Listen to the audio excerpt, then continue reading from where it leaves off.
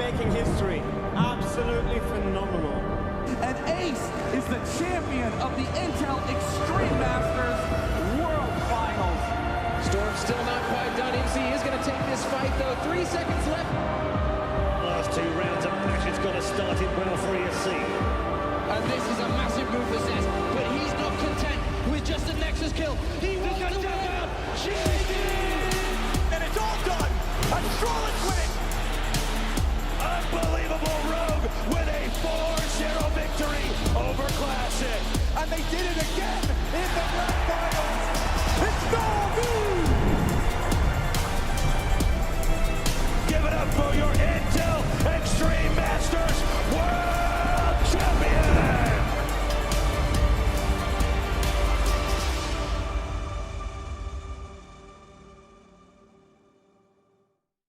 Welcome everyone to perhaps the most important day of the ESL Masters StarCraft at IEM Katowice.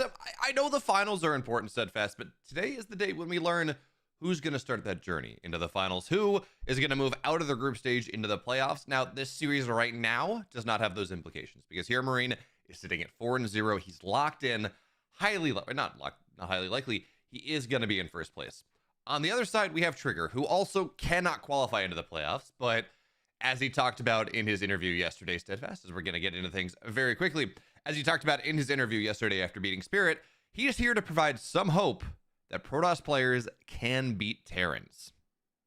Yeah, I mean, beating Spirit is very nice, but Spirit definitely hasn't had the tournament that he would have wanted. I'm certain of that.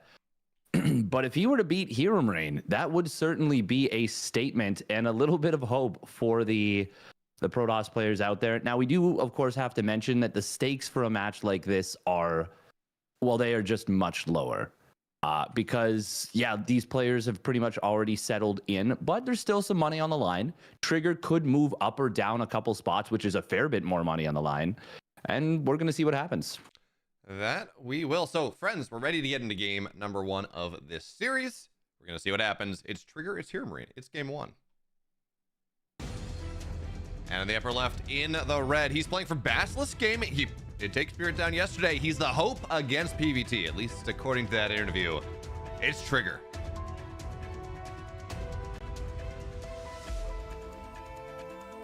And his opponent looking to go for a clean 5-0 in his group for the prestige as much as anything. It is Hero Marine for Mouse Sports.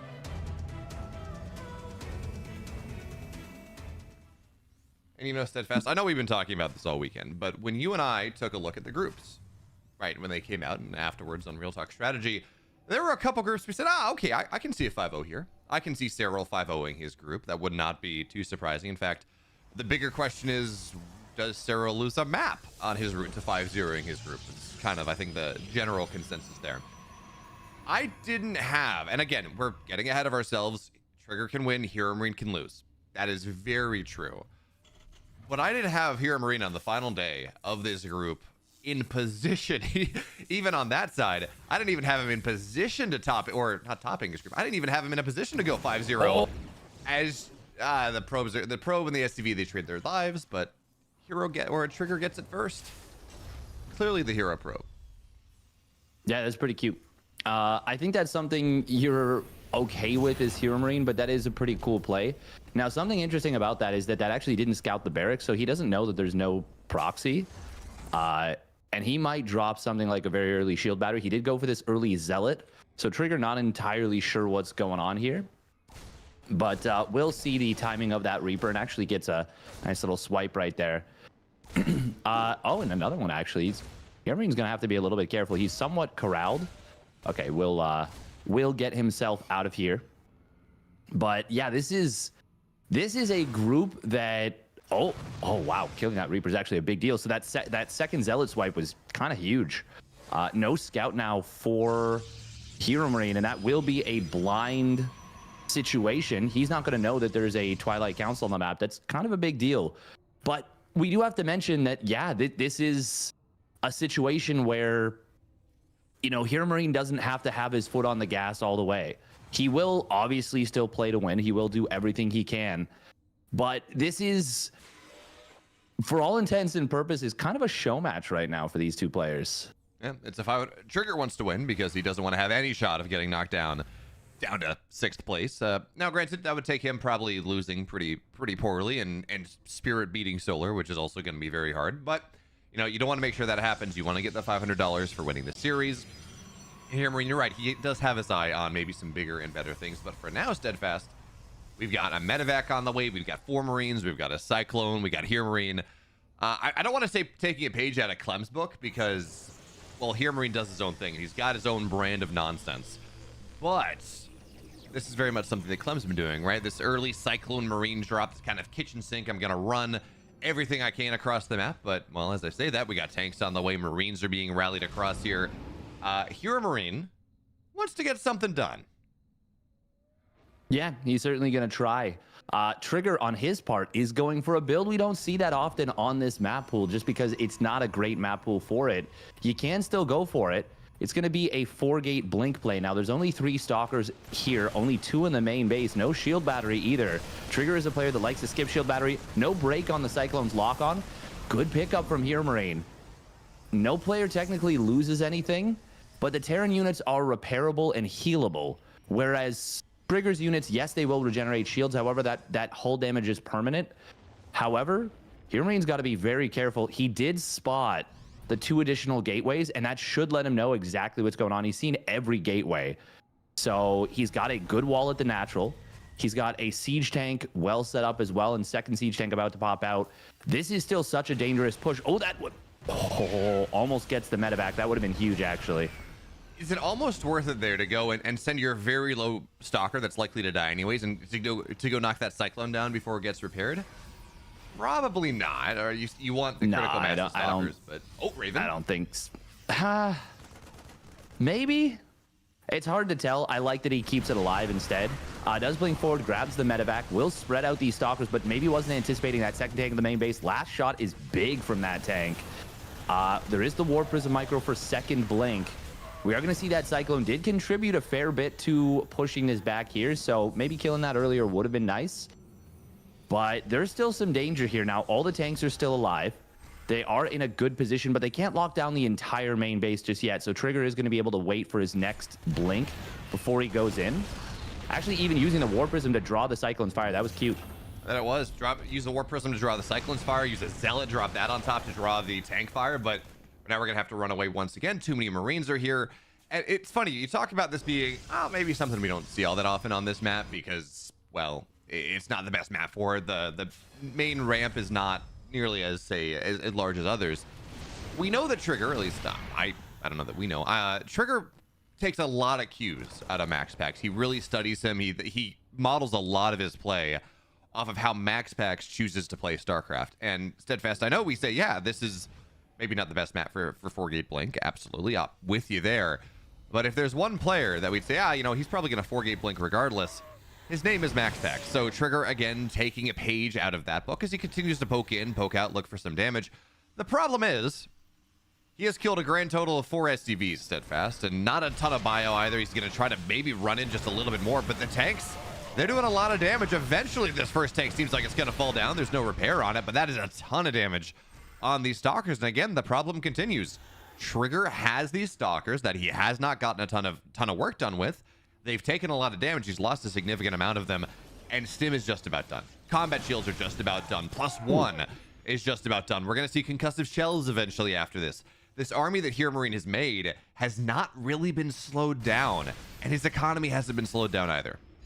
No, Trigger is going to have to kite with these stalkers very nicely. He did pick off a Marauder there. He's going to be able to get a couple more Marines here. He's got charge completing very shortly. Already on 6, soon to... Well, actually, no, the 7th gates is ways away. But he's already on 6 gates. Raven actually takes a lot of damage. Does get 1 auto turret down. Only 2 SCV... Or, 2 probes. Meanwhile, 2 SCVs on the other side of the map getting taken down. And we're going to see a warp in aggressively. Honestly, I'm liking the way Trigger is playing this very much. Battery overcharge will get popped. Will get targeted down, but the force field splitting up the army pretty well. And some good blink micro from Trigger. However, he is out of units. I think that warp in on the other side of the map is going to prove to be just a little bit too much away from the defense. If that Zealot warp in was at home, I think he cleans this up right here and now. But as it is, he loses 14 probes. The attack is still going. Those tanks are wailing away at the army. They will finally maybe go down here, but the damage might have just been done. You know, Steadfast, I don't even think that. Oh, that last tank shot. Yeah, oh, that was juicy. I don't even think that the problem was necessarily that he warped in on the other side of the map. Yes, it did take away power from home, but the problem more than anything else was the fact that his stalkers were sitting in tank fire as Trigger's trying to buy some time and do the warp in. So his stalkers ate like 1 or 2 tank shots before he pulled them back into the third base and before they tried to establish that defensive position. And he might have had enough, actually, with the stalkers and with a shield battery overcharge and buying some time to make that warp in happen. And you get the next round of warp in with the Zealots and be okay because you're sitting outside of tank range. But he took 2 big tank shots on those stalkers, and that is just not how... That's too much damage. So at this point, Trigger is equal on workers. He's down 20-odd army supply. Resources lost are going to really tail of the tape more than anything else. He's down 2,500 resources. Has Hero Marine won the game? Well, Trigger's still in it, so technically no. But he has built himself almost I don't want to say a nigh insurmountable advantage, but a pretty decent one. Yeah, Trigger did not feel like he could build probes for a while. No. He just now started doing so once again. Oh, okay, good job. He gets on top of that Widowmine. Second one will get into the main base. The Observer does spot the army of Hero Marine crossing the map. Trigger, nice job, splits the probes, and we'll be able to clean this up. So there's that. But he's felt compelled to build nothing but army, and he still can't really compete because, of course, his opponent has mules, even though the worker counts were even. Now with Hero Marine landing that third command center in earnest, things are going to get a hell of a lot more difficult for Trigger, and he's already down 30 army supply. This is just not a comfy position, but I really do think that if he'd used that warp in at home, we would be looking at a completely different game. As it is, huge doom drop going into the main base. Trigger's got nothing in position to deal with this, simply because he doesn't have the unit count. And it's a quick recall. Snap calls on this. Very nice SimCity and great force fields. Perfect decision making here from Trigger. Really well done under the gun. And that is actually going to give him a chance all of a sudden. Nice blink forward, going to grab a couple medevacs. Oh my God, Trigger, fantastic crisis management. Yeah, he does still have to worry about this, but the fact that he only took 2 probes worth of damage, knocked down, I think, like 3 medevacs, a significant portion of the army. He's going to get, maybe, he's going to get the 4th. That snipe. That's actually very significant. Now, the army of Hero Marine is still terrifying. Absolutely, the rallies are going to find their way in, but the Viking will fall. Zealots have to kite away. Widowmines aren't going off, not just yet. And our second problem, Steadfast, is that there are more Marauders than Marines. There are more Marauders than anything in this game, so the Stalkers don't fight. The Colossus doesn't really fight. The Zealots are getting shredded by Widowmines. And while that was really good for Trigger to make sure he didn't die in the moment, he still doesn't have what he needs to deal with this. What are we looking at? It's 16 Marauders and 14 Marines. This heavy Marauder count is something that the army of Trigger is just not properly equipped to deal with. Yeah, Hero Marine just rallying in, knowing that even with Trigger blocking that attack and dealing with it very well, he was still on the back foot. Trigger, I think, got a little bit too confident, and I don't blame him. That was such a great cleanup in the main base, but I think that is what Hero Marine was looking for. We are going to see this War Prism on the other side of the map try and dislodge Hero Marine. There's actually nothing at home right now. Oh, this is where if you have that big 7, 8, 9 Zealot warp in, that's where things can get really messy for the Terran player. But unfortunately, he doesn't have that there. It's just a few Zealots. Will be nice little bit of damage, but not going to be the kind of thing that'll get him back into the game just yet. He does spot his opponent's entire army. If he had a cheeky Disruptor, could have dropped that on top of the army, but of course he's going for this more stable Colossus. Didn't have extended thermal lance, which that does hurt a lot in these big fights. He is going to skirmish and find at least a little bit of a pushback on this army, but once again, it just feels like Hero Marine is kind of just waiting for this 2-2 timing, and once that completes, might just go with a huge army, and I do not know how Trigger can survive that next wave without at least like 3 big at least 3 disruptors, probably 2 big disruptor shots. I think the play that we're seeing from Trigger right now is probably the correct one, is Widowmines are going to clean these Zealots up. You play as solidly and defensively at home as possible, step 1. And you just want to make sure you have this Warp Prism on the other side. You make it really hard for Hero Marine to bring his entire army together. Certainly some of it, and Hero Marine has been extremely effective with his army that he has on the right side, but you don't let him bring his entire army together, because at that point you're probably dead. So you keep a little bit of harass going, you force Hero Marine to play a little bit safer, a little bit more defensively, and then that gives you maybe some time to, if not max out, at least get 2-1, at least get your disruptors out, at least develop maybe a fourth base, and give yourself more of a fighting chance into this game. Because again, this is going to be a long road for Trigger to come back into it, if he's going to even be able to do so. As a ton of bios going to find a bunch of gateway units in Steadfast. I don't need to tell you how I don't need to tell you how this fight's going to go. Certainly as the bios up 2 upgrades, that is never a fight that Trigger's going to be able to take easily, but he sends a Colossus over, and that makes it that much better. And at this point, what are we looking at? This should be 4 disruptors pretty soon. +2 or +1 armor is going to be done soon, so it's only going to be a single upgrade lead. And again, Trigger's not, I'm not trying to say Trigger's in a good spot. He absolutely is not. But he's slowly building an army that has at least a puncher's chance of doing something to the Terran. More impressed by the fact that he continues to be in position for every attack. He hasn't had the units to fight what Hero Marine's doing. He's had a much smaller army this whole time, but he continues to make himself look bigger than he is. We are going to see Hero Marine, though, even though Trigger's done such a good job, Hero Marine recognizes how far ahead he's been. The split army finally enough to overwhelm Trigger. But me, oh my, what a showing from Trigger from a super dead position. Hero Marine, though, he is, of course, the favorite, and his TVP is some of the deadliest in the business. He goes up 1-0. That he does, and we're not surprised. You know, we were looking at that game, and it's like, well, yeah, Hero Marine's won the game probably, but at what point does he win the game?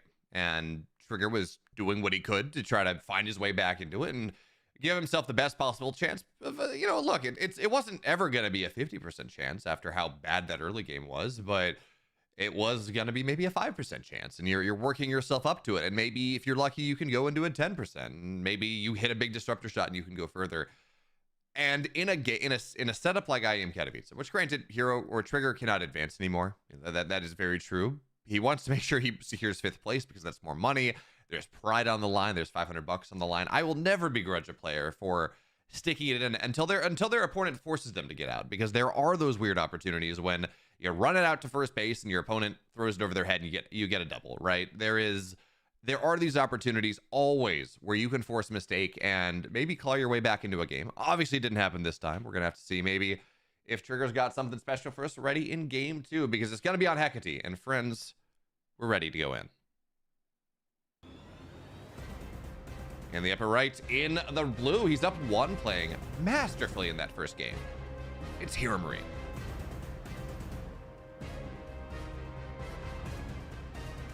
And his opponent spawning down in the bottom left for Basilisk. It is Trigger.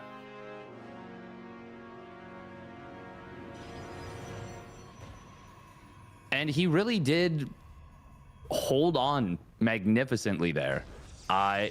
I really think the one big mistake for him was where he put that Zealot Warp into the main base instead of at the front, because I like off of a 4-gate blink. You talk about emulating MaxPax's style. He doesn't go 4-gate blink on these maps, but he played it very similarly to that, where he tries to find damage for as long as he can. Then he takes the 3rd base once he realizes his opponent is locked down on defense. But you can play that out as long as you retain the Stalkers very well, which is something that MaxPax does very well. And it's something that Trigger did very well in that game as well, right up until that fight outside of the 3rd, when he just didn't have the units to keep him alive and to kind of keep those Stalkers safe. He did keep the Nexus alive ultimately, but the probe damage would prove to ultimately be lethal. Still, very impressive from Trigger, and it's nice to see that even though, you know, he's already been eliminated, he is actually playing at a world-class level.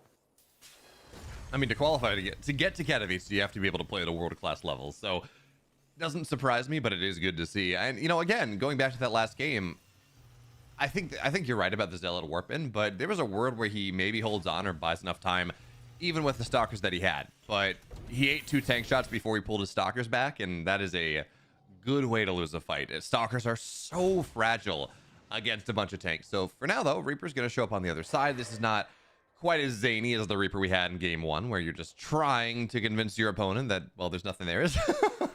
You play a little bit of will they, won't they, or you're going to go left side, you're going to go right side, bring around the Rosie a little bit. But that means the Reaper gets into the main base. Probes are going to have to get pulled off the line for this, and there's no adept here, not really. So not a single probe is going to go down at the moment. Nice micro there, and he gets the Reaper too. Well done, Trigger. Well, he did get one probe. Oh, okay. He was actually able to snipe it from behind, but good call or good kill right there from Trigger on the Reaper. And he did something interesting, which is that he kept the Reaper kind of occupied with those probes. So once again, Hero Marine does not get the scout. But I wonder if Hero Marine is just... Oh, wow, I didn't even realize the Widowmine gets a kill on the Adept. Oh, now is going to play Ring Around the Rosie and might just very well get away. Oh, that is so annoying. You're always feeling like you should get the kill on that mine. But the fact that it gets away now, and now we're going to see the Cyclone even find the second Adept, that is effectively 2 early game units for nothing going down right there. It's a scout. Oh, we actually don't see the repair coming on in because Hero Marine's going to do the weirdest drop I've ever seen. A Cyclone, 2 Marines, and a mine. I actually don't know if I've ever seen that combination of units. This is the kitchen sink steadfast. This is whatever we got. Okay, that's fine. I got a medevac. I will use it. So into the main base is going to go. It's a, as you said, it's a Widowmine. It's a Cyclone. It's 2 Marines. He's gonna see the chrono on the Twilight. That's always really nice. Stalkers, of course, do not have blink, and Widowmine under a Reaper. Oh, one more shot's gonna knock it down. Cyclone falls though. Very, very nice there coming out of Trigger. He does lose 2 probes, but considering that there was a Widowmine there, considering that a Cyclone annihilates probes and everything else, 2 probes for that's not that bad. And behind this, Warp Prism's on the way. Second or third and fourth gateway are going to be finishing up soon. Steadfast, it's 4-gate blink. It's 4-gate blink once again. Let's try round 2. Yeah, we did see Hero Marine this time does not scout the 2 additional gateways. They're actually at the front. So very interesting. This time, Hero Marine might not be as focused on his defense. He is going for a siege tank here. We'll see if he goes up to 3 tanks. There is this Widowmine that survived. It's put itself into a really nice position. So the save right there from Hero Marine, which was fantastic, by the way, getting that Widowmine out, really is quite a nice little move. We are going to see Trigger. Oh, he's actually going to be supply blocked, warping in. Only going to be able to warp in 2 Stalkers instead of 4 until that pylon completes.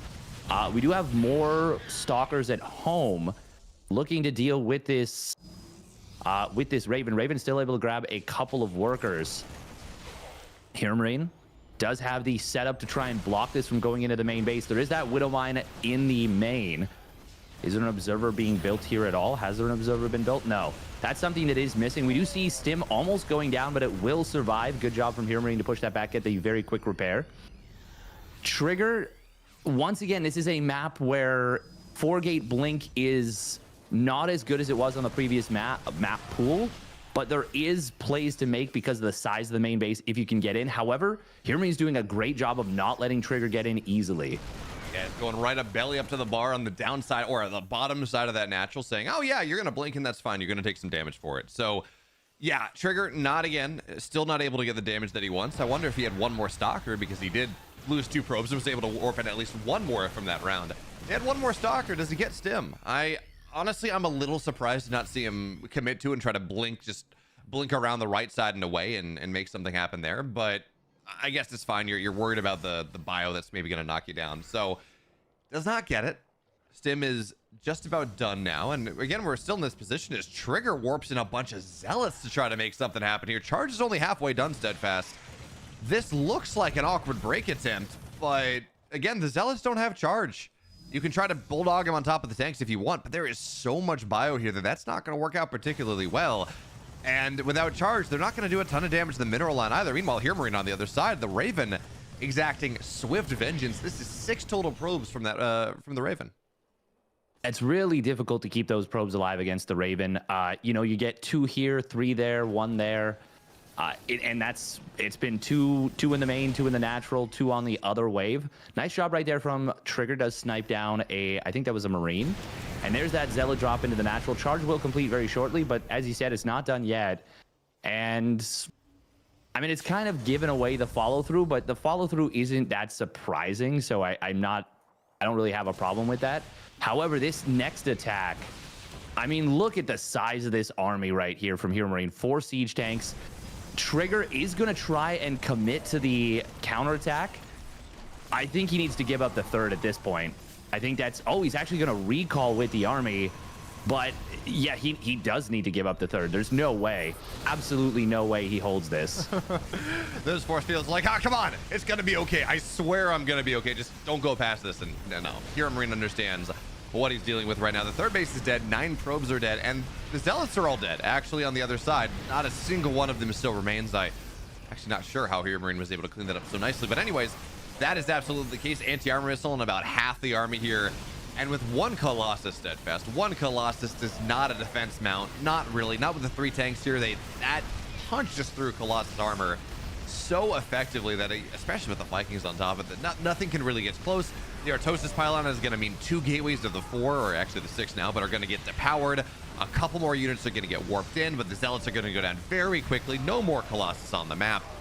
And this is looking, well, dire is a word for it. Done is a word for it. Trigger falls down 0-2. Hero Marine, the perfect group, 5-0 at IEM Katowice. Yeah, that is a dream for Hero Marine. You saw his pop off yesterday versus Solar when he won the group pretty much. And actually, no, he still was playing Scarlet after that. But on the main stage, he just looked so excited. And it's good to see that even in a match that doesn't matter in the standings, he still looks sharp as hell going into it. His day is now done. He is directly into the round of 8, so he doesn't play for the rest of the day. He will be back tomorrow for the quarterfinals and maybe more. But for now, we will say goodbye to Trigger. Unfortunately, he obviously did not make it through. We did see some flashes of brilliance there, but a couple of situations where things just didn't go according to plan. And against a player like Hero Marine, you just cannot make any mistakes. No, and ooh, Gumiho just beat Scarlet. Okay, so Gumiho's now 3-2, secured on into the playoffs. Scarlet is 2-3, which means she is now out. She cannot catch. Even if Solar loses, Solar will be 3-2. So we have our top 3 in Group A. Hero Marine, Gumiho, Solar. Zerg in 3rd place, steadfast. At least for the moment, depending on what happens in the Spirit series. Maybe there's a world where I actually don't know what the score on Solar Spirit is at the moment, but maybe there's a world where Solar is able to go and supplant Gumiho for 2nd. But regardless, 2 Terrans Zerg out of Group A. Yeah, and I think for me, for a lot of us, we were very uncertain about Hero Marine's form coming into this, and he answered that question right quick. 2-0ing Gumiho on the first day. Spirit actually the only player to take a map off of him. And Hero Marine making a big statement that I'm not just the 2nd best Terran in Europe. I might even still be the best. At least at IEM Katowice, because Clem, we're going to be moving on to his group next. He still hasn't locked up a playoff spot. And if he loses, he is out. Yeah, that's going to be a lot of fun. By the way, just giving y'all an update. We're looking at 27 minutes on Alcyone in game number 1 of Spirit and Solar, and Solar's down about 50 supply. He's got 25 workers, 70, like he's down 30 army supply. Spirit does kind of look primed to take game number 1 against Solar, which might actually lock Solar into 3rd place, even if he wins the series, right? Because then he would have at least 1. No, technically he could go to 8-5, and that would give him the tiebreaker. So doesn't lock him in. Actually, Solar wins. If Solar wins, he's in 2nd place. That's what we're looking at. Okay. Yeah, and that's actually a pretty big deal. The difference between a 2nd place player and a 3rd place player in some of these groups could be pretty big. Like, if Byun somehow beats Serral, which I'm not saying is a likelihood. I think Serral definitely is the favorite, but Byun did look really good in one of those games at ESL Masters Atlanta. If Byun beats Serral, all of a sudden Serral's in 2nd place. And the difference between playing Serral and either Estrella or Skillis is a pretty huge one in the first round of the playoffs. So you do not want to be in third place. Now, the funny thing about that is with Group B being kind of a mess, Clem could actually be the player in third place. So it's going to come down to draws a lot, I guess. But actually, yeah, even in Group D, the third place player is going to be a powerhouse regardless. So you know what? You just focus on your own games and go from there, I guess. Yeah, you know what? You can only control for so much, but the better result you get, the easier it is for you to move on. We do reward excellence in this tournament or something like that. But we do have a bit more of a break to get to, actually, as much as we can talk about this for even longer. Because, well, one series of Group A is still happening, and we're running in lockstep. Every series from Group A is going to happen, then every series from Group B down the line. So there's no issues with players like looking at who they might play and making decisions off of that, which means it's going to be a bit, because this is going to be Spirit and Solar for at least one more game, maybe 2 more games. And that is, it's not the fastest series the way these two play. So we'll be back. It's going to be whatever it is. We don't know. And we're going to get into a decider match. Does Clem move on to the playoffs? Does Bunny play the gatekeeper? That's after the break.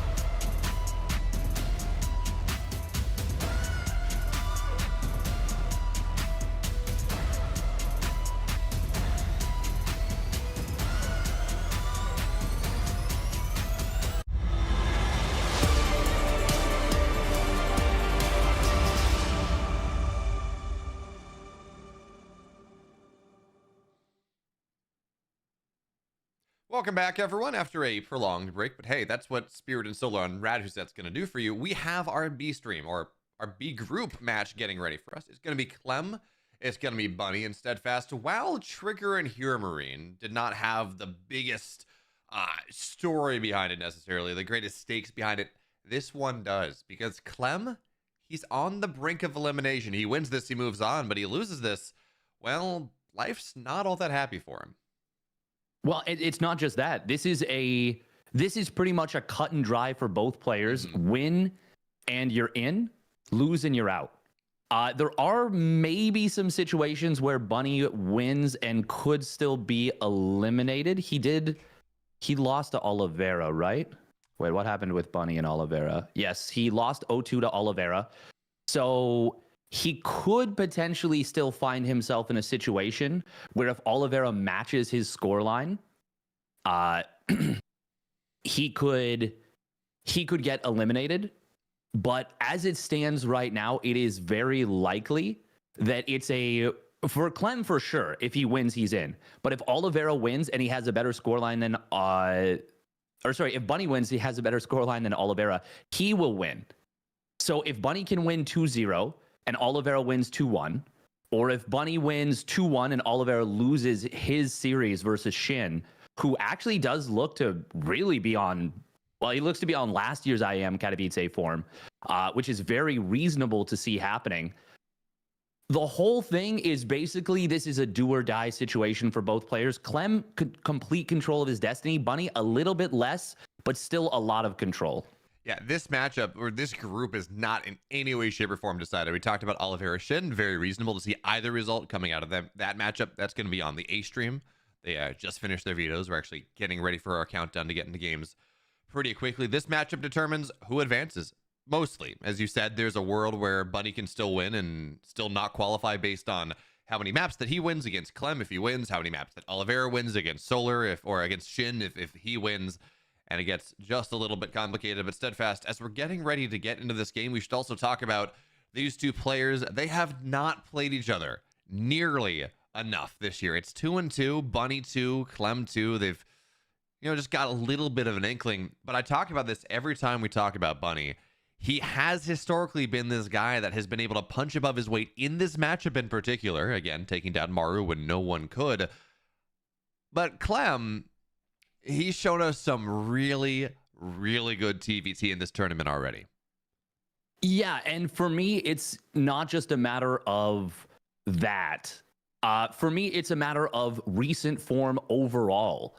Just in general, I think that Clem is on the highest point of his entire career, and I think most people would agree with that. He has taken maybe a little step back since Atlanta, and to be honest, seeing him in a situation where he's, not locked up for a playoff spot going into day 3 was a surprise. I think a lot of people would agree that that was a surprising situation that he finds himself in. And I think he's if he does get eliminated, most people are going to look back at that series versus Shin and say, maybe he should have played a little safer.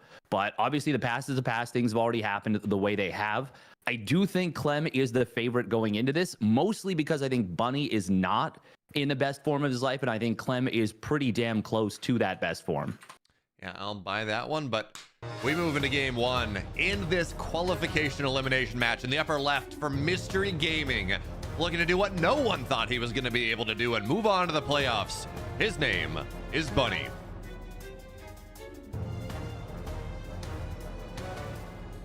And his opponent looking to make it to the playoffs himself and avoid what happened last year. It is Team Liquid's Clem.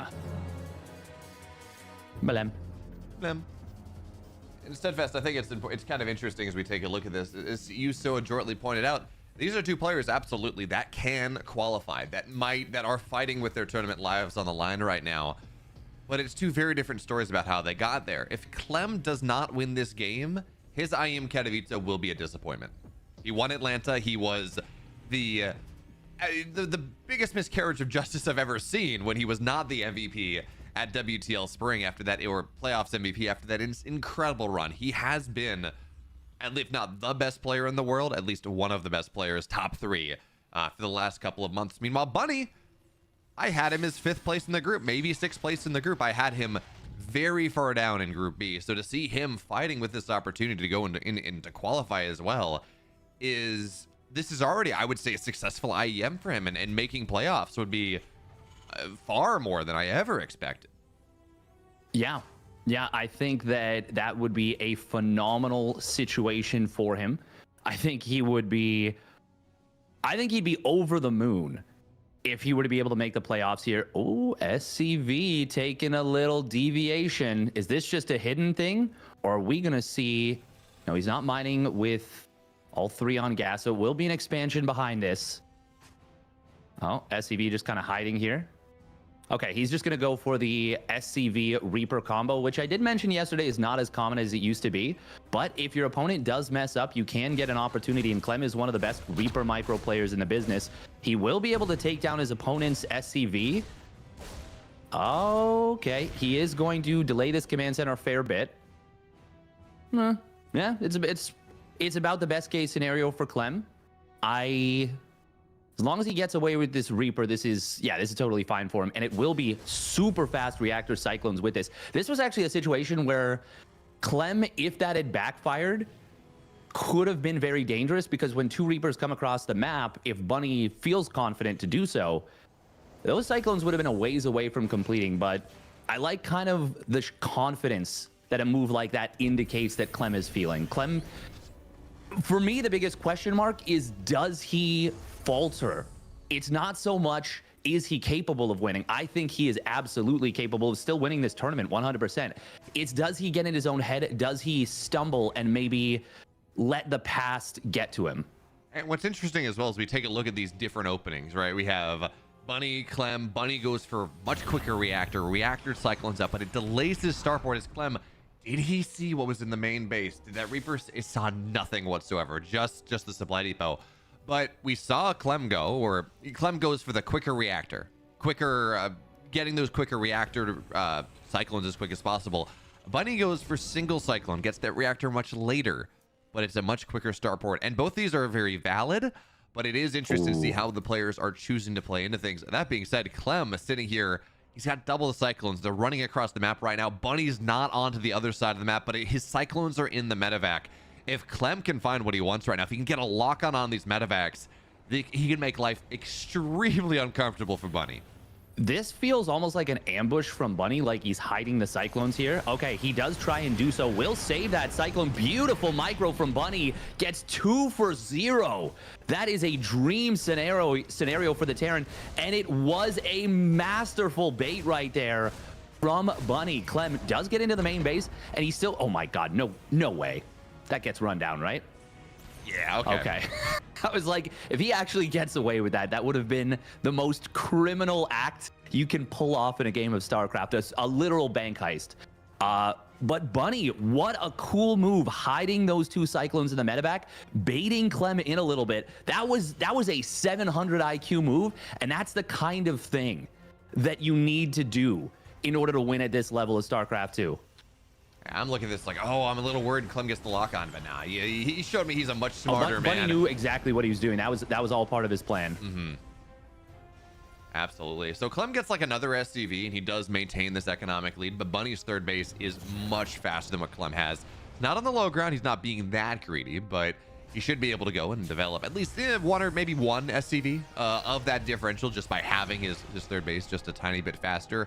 Of course, interference matrix on the way both sides, but Clem has so many, despite losing a couple, he has so many cyclones getting ready to move at the front, and there are only 2 cyclones here for Bunny. He's got some Ravens. That's a lot of auto turret energy.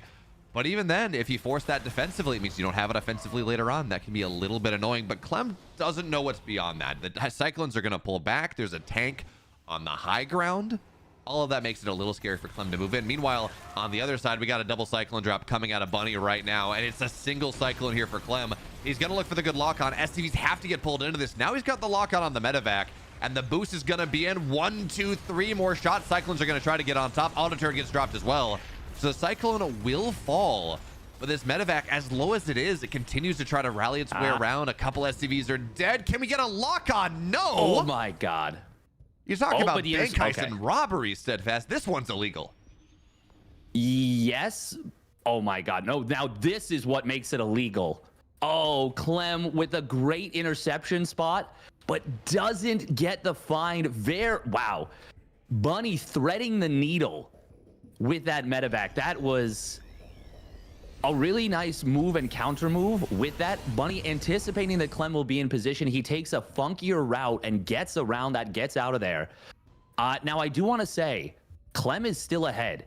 That Reaper, I don't think I talked enough about the impact of getting those 3 SCVs. It actually put Clem ahead, and he's still up 4 workers, even with the slightly later 3rd command center timing, all that jazz. We do see Bunny going for a faster double engineering bay. And a very interesting thing that we've seen a little bit in this matchup sometimes, it is a stim and combat shields at the same time. Now, we do have interference matrix available. There are a lot of cyclones. And the potential to go in on top of this 3rd base, if he can lock down those tanks, there's the scan. He's got some setup, some interference matrices available. Is Clem going to go for the move? He's got the Ravens down. Nope, he's just going to go for auto turrets. Okay. I was like, you know, maybe from a different angle running through, but oh man, there's a Cyclone right here. So Ravens. Nice, yeah, nice movement, nice positioning. They're going to have to drop auto turrets on top. Cyclone will go down, so that slows things down. Marines are going to go down as well. And actually, there's just not enough to deal with these auto turrets. These Ravens are on a bit of a doomed course, though, as one Cyclone, well, it's going to get a lock on one of the Ravens. It will go down. But at the end of the day, right, it's, oh, drop the main base as well. Clem trying to take advantage of things, trying to take advantage of Bunny maybe being a little bit distracted. Some more SDVs will go down. That Cyclone has been marooned on the island with just about a bag of gunpowder in one shot, will go down. And Clem cannot break the 3rd, not just yet. And now we talk about what Bunny has, because you talked about that double tech lab, this stim combat shields at the same time. Bunny's timing, even down a little bit in army supply, he's got 1-1, his opponent doesn't. He's got combat shields, his opponent doesn't. His bio is so much stronger than what Clem has in this game, and he's going to try to take advantage of it. For the moment, he's going to knock down 3 Cyclones, and that will force things back. Of course, Clem has transitioned. These Cyclones are not as important, not as relevant as they once were. But again, the question is, how much advantage can Bunny find off of this significant timing that he's been able to build? And as 1-1's just about done for Clem, I think that answer is not a lot at all. For me, the bigger timing is always that combat shields timing in TVT. 1-1 is a big deal, and of course 2-2 versus 1-1, all that, you know, all those upgrades can make a big difference. Speaking of which, both players were a little bit late on their armory, but it was Bunny who was later. So Clem was actually down in that upgrade timing significantly, but now he's a little bit ahead, just very marginally, because he was able to start his armory closer to optimal timing.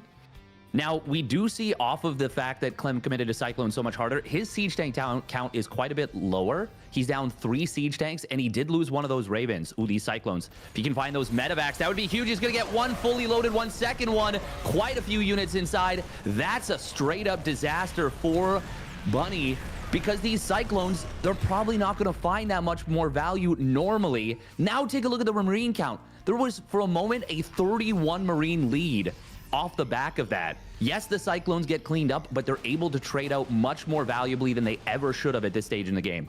Fast, you said at one point there was a 30 Marine lead. I don't think a 30 Marine lead is all that different. This is a significant advantage for Clem right now, but as we talk about TVT, it's always the question. Yeah, you have an army lead. It's really important to point out. You maybe have a tech lead, as 2-2 is going to be done faster. But what can you do with it? Because tanks are such a solid space controls tool that it makes it so hard to even, especially if it's a Marine lead, makes it so hard to actually leverage that to do something with it. So yes, Clem's going to get these Marines, at least one of them on the right side, but Bunny's got his 4th base down on location. He's properly sieged up. Clem is sitting here on 2, so he's down in Raven count, only 2 versus the 3 because he lost one earlier on.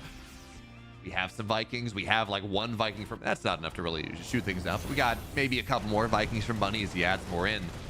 Just because Clem is sitting here, he's up 20 supply, that doesn't necessarily mean that there's a lot that he can do with it at the moment. He's got to do more to pull Bunny out of position. No, certainly not on Oceanborn. It's not a situation where Marine tank is super easy to get things done. We do see the scouting cyclone of Bunny getting taken down, but once again, that's not the biggest of deals. It's nice to have them on the map. They kill Marines quite well, but they're not the biggest of deals losing those. What is a bigger deal is the choices they're making going into that later stage. We are going to see a potentially big fight breaking out. Huge anti-armor missile. Siege tanks will siege up here. Nice little jump from Bunny. Able to get a few of those units. Clem trying to outposition his opponent. Does get a good siege up on the high ground. Bunny, oh, bit of a bloody nose there from those tank shots. But the big thing for me is that we've got an 8 racks double factory setup, and siege tanks are continuing to wail away at each other. We've got a starport transition for Clem versus a much bigger commitment into ground from Bunny. Yeah, Bunny is just really pulling on the school of Byun, right? Just tons of racks, tons of Marines, not opting into that late game and just relying on just sheer muscle to try to out-tempo and outplay Clem. The problem is, as much as we talk about that this drop is going to get found by the random missile turret on the north side, which is just, we see a lot of Terran players do this, and it's so useful. But the problem is, as we talk about trying to out-tempo and out-muscle Clem with this mass bio style, Steadfast, there's only been one player that has been setting the tempo and has been out on the map and been as active as he wants to be, and that's not Bunny. No, but Bunny has done a really good job of keeping up with Clem for sure. Bunny is one of the cleanest macro players in the business. I've always said that whenever I watch Bunny play, I'm always surprised looking at his army supply count off of his worker count. We are going to see an attack coming in on the top side. No scan. Clem should not be going for this. He does manage to set up his siege position and actually gets a nice interference matrix to be able to trade out tanks. But that did cost him his 2 Ravens, and now there is 3 Ravens to 0 still. Clem just going to have to give up these 3 tanks. Bunny, very nice pickoff. Ooh, but it will cost him a few Vikings. However, okay, no, there's not enough Marines, but Clem's supply just plummeted. That was a horrendous fight there. Clem goes down the ramp, is withered under tank fire, especially with an anti-armor missile on top of it. God. So down a couple upgrades, right? You have effectively 0 armor when that happens at +2. And then Bunny recommits, and the Raven energy is not spent particularly before that, so he's able to shut down all 3 tanks. Clem's caught in a choke. Bunny's gonna get on top of these tanks as well. And remember, Bunny's on the 8 racks. He has insane Marine production on top of this. This is the perfect composition, the perfect production setup to try to punish your opponent for overcommitting into you, because you just know that they're not going to be able to produce at nearly the same speed as you are. So this command center is dead. Absolutely, it's in the ground. Not a lot you can do about it. Clem, you got to be careful even more. Bunny's going to try to get on top of everything. The tanks for Bunny are on siege, but now they're going to start to rain down hell on top of this. The tanks of Clem are just not there. The third base gets broken. Clem on the other side is going to try to get a little bit more. It's another dead base, but again, the reinforcements of Bunny make this just a little bit less scary. And now Clem tries to get a little bit more, but the tank fire is really strong. And Steadfast, all of a sudden, Bunny has taken down the third base of Clem. Is going to try to move on, siege down the 4th base of Clem, and it's a 70 army supply lead for Bunny in this game. Bunny is playing fantastically right now. This whole game feels like it was a specifically built trap for Clem. That it all started with that double cyclone hide in the natural, where he baited Clem into a fight that Clem didn't want to take. Clem still found some damage, got himself a little bit ahead going into the mid game. We are going to see, the siege tank's unsieged. Is this the opportunity that Clem was looking for? The answer is no. There's not enough. He's too far down in supply. He's down 60, 70 army supply. Big tank shots coming in from Clem. Huge tank shots. Actually just cleared out 4 tanks and about 3 volleys. But it is the economy right now that is just too much. We've got so many of those blue arrows. A lot of SCVs getting hit here on the way, trying to escape. Clem is trying to wriggle his way out of it, but Bunny's still maxed out, and I do not think he is going to let this one go. But I want to kind of go back to my previous point. This feels like it was a trap game. Is this the right move? He will kill the Liberators, keeps the tank alive. Okay. Clem, if he wants to win this game, he needs to slow it down so much, but Bunny he's not gonna take his foot off the gas. And in fact, Bunny has now added on his own double starport, so he's got more Ravens in production. Bunny is just playing this out so damn well. And, you know, shame on me for doubting him, because he has come in ready to play, and he has prepared so well for his opponent specifically. Dude, he's the Maru Slayer. Like, I know that's outdated tech, right? Because that's years ago at this point, but I have learned to never doubt Bunny. He comes in there and he's like, okay, well, he's played like 100 games of competitive StarCraft since last Katowice, right? Which is not, in the balance of things, that is not nearly as much as most other players. Hasn't really shown all that much. Has not had incredible results, but this matchup has always been something that he, again, punches significantly above his weight. So Clem, he's down on technically on 4 bases, but it feels so much worse than that. Bunny's got his 5th. We're going to see a drop happen right before the planetary is done, so SCVs do have to run away with this, or away from this, and we don't have building armor. We don't have high-sec auto-tracking, so you can sit behind the mineral line there, but Clem's going to try to find a little bit more on the left side. And remember, Steadfast, as much as we're talking about Bunny being in this incredible position, as Clem does not want to dive on top of that, being in this incredible position, we've seen Clem already make one insane comeback in this matchup in the tournament already. Game 2 versus Oliveira. He's probably a little bit more dead now than he was at any point in that Oliveira game, but he was very dead at times in that Oliveira game. So we're going to have to see what happens as Liberators siege up these tanks. Bio's going to kill another orbital. So Clem back down to not even 3, back down to 2 at this point. Vikings do have some level of dominance, and Liberators will not get another tank, but they will get damage done to it. And actually, oh no, I thought that orbital was dead. Apparently not. It will survive. No, he lost the orbital, but he was on 4. He was on okay. 4 before that. I'm amazed that Clem is still alive in this game. This is actually phenomenal. Like, he is so far down in supply, but he does have air superiority for the moment.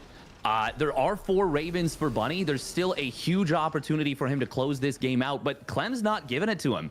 And Oceanborn is a game that is a map that is really difficult to close the game out. If Clem comes back in this game, oh man, how do you come back from something like that mentally as Bunny? I do love the Liberators, by the way. They're a very low supply way to lock down bases. And one thing Clem does not have is supply. And for a moment, actually, he's outmining his opponent in terms of minerals. Though we talk about those arrows, there are now 3 red arrows for Clem as Bunny is trying to double expand on location, which I do like in theory. Viking will clean up this Liberator, and that will bring things back closer to parity. But this, even now, is not over yet. No, it really isn't. I love that Bunny is finally, like, one thing I would have liked to see from Bunny with all the just insane amount of map control he's had over the last 5 minutes or so would have been that mass expansion, which is like, okay, well, you know what? This is TVT. It's Oceanborn. As this tank is dead. I've never seen a more dead tank in my life. It will fall down, but this, look, this is Oceanborn. This is TVT. It's hard.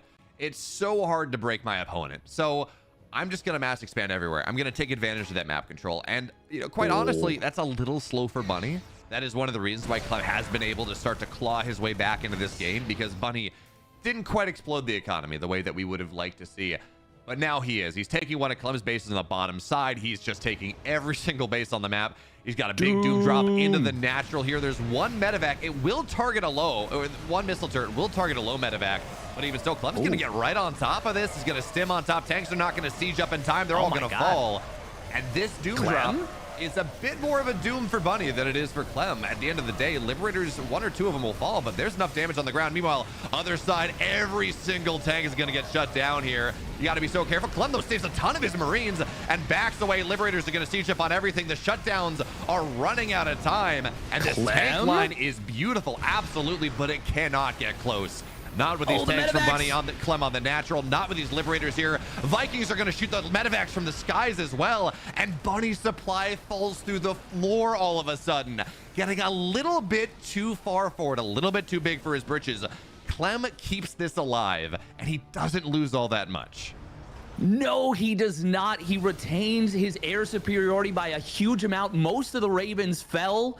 It's a 14-4 Viking lead. The only thing Clem's missing is Liberator range. He actually got the medevac energy upgrade.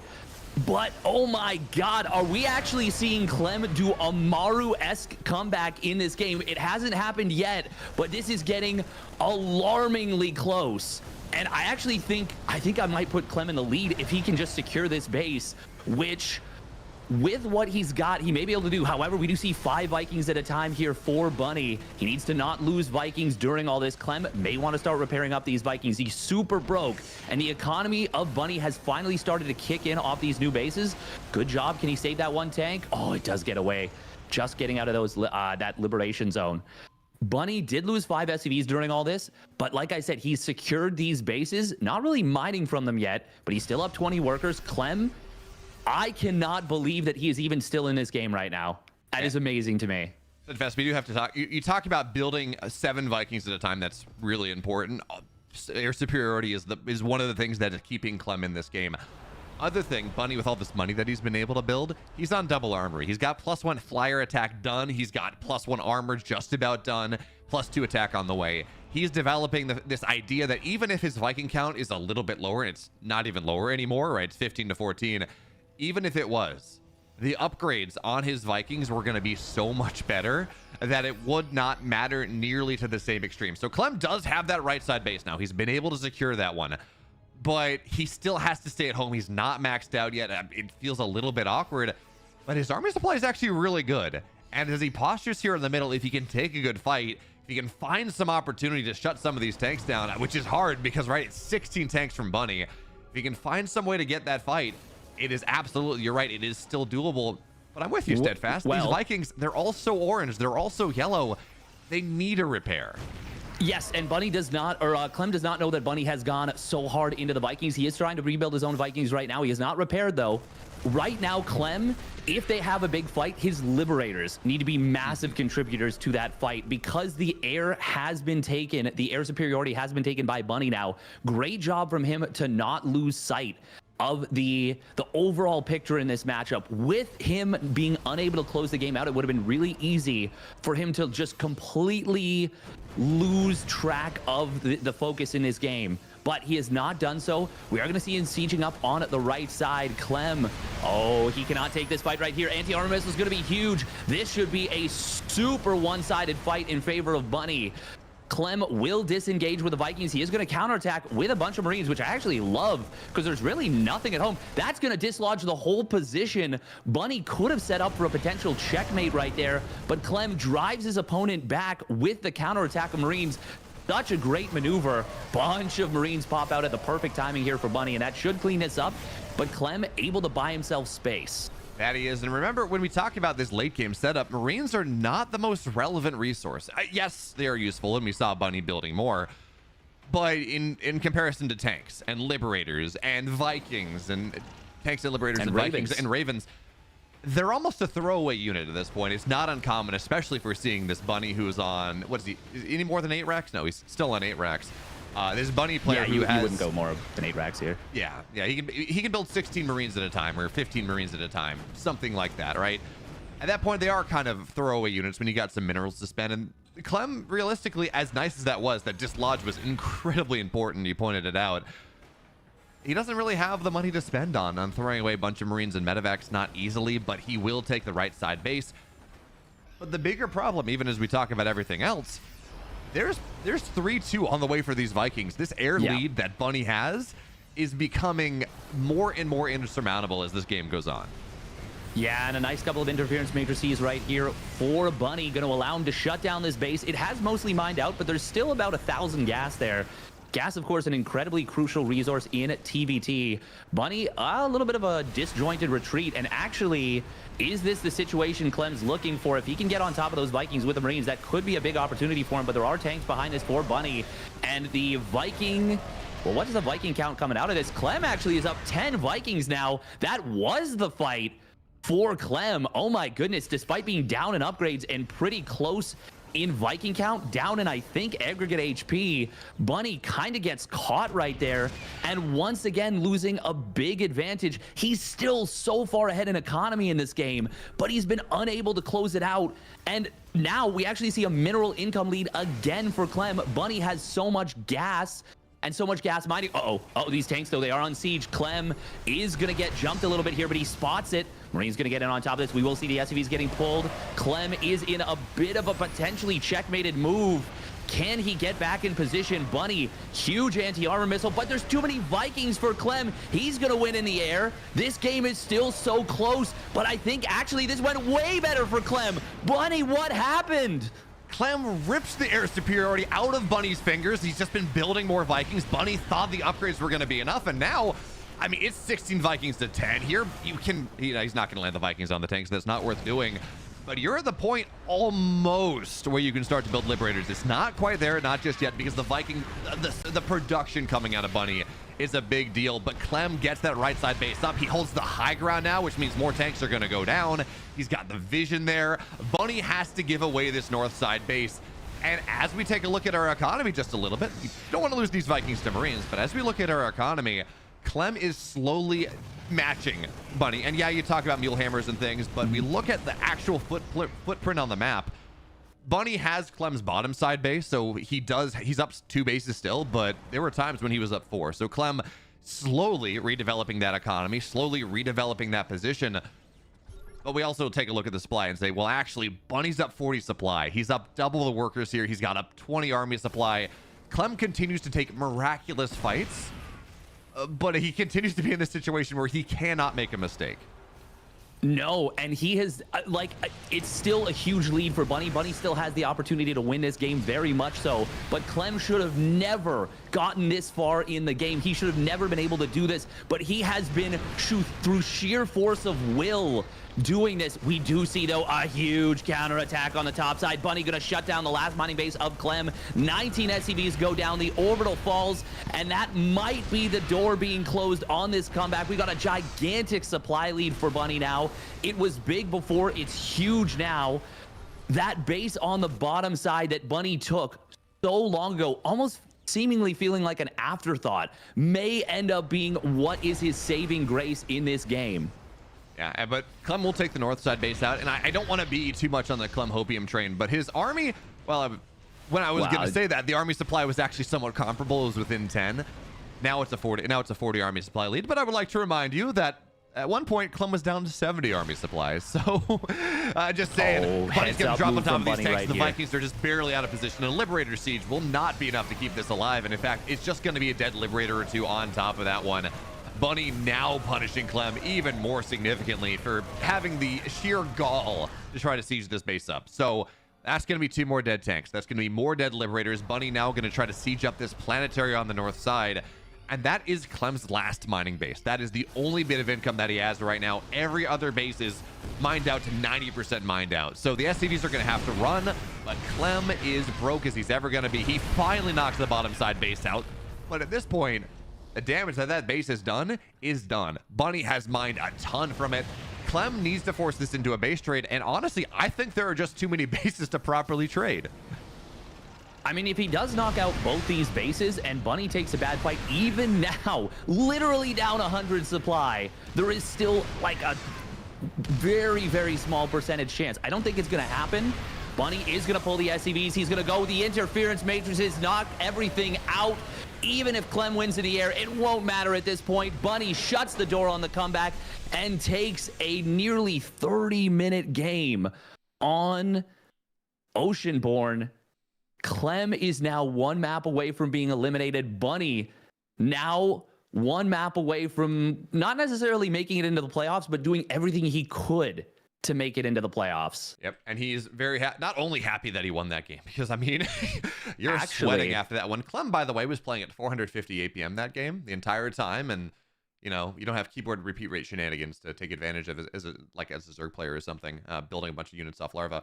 I will say, though, Bunny is pretty happy about what also has happening in this group, because Shin is up 1. And remember, Bunny needs to win this series, and Shin needs to beat Oliveira for Bunny to advance, to make it really easy. So the fact that Oliveira is down a map in this series and Bunny's up a map in their own series is Bunny's going to be very, very happy about that one. Gonna have to see what happens, though, because game 2 Hecate is ready. It's not loaded in just yet, but Steadfast, that almost feels like one of those games that even as we say, well, you know, if Bunny lost, how do you come back from it? It almost feels tempting to say, well, Bunny won. Bunny, how do you come back from that? Because Bunny had killed Clem at about 10 minutes, 10, 12 minutes in, and that game went 30 plus. Yeah. Yeah. But at the same time, other side of that coin, Clem was playing with so much vim and vigor. That's an exhausting game to lose. Mm-hmm. That is the kind of game that feels like an unbelievable amount of momentum for the winning player coming out of that one. I really want to give credit to both players because that was a huge slugfest. And Bunny, after the one situation in the middle, it would have been so easy to lose sight of the game and just end up just not being able to keep yourself focused, not retaking that Viking lead. And it happened multiple times too. But to have the presence of mind to make the moves that he did from the position he I don't want to say it, but threw away is really impressive and very good to see from both players. I am so excited for game 2 now. We're going to see what happens. In the bottom left, though, to introduce our players before it gets too crazy. He's up 1 off a 30-minute marathon. It's Bunny.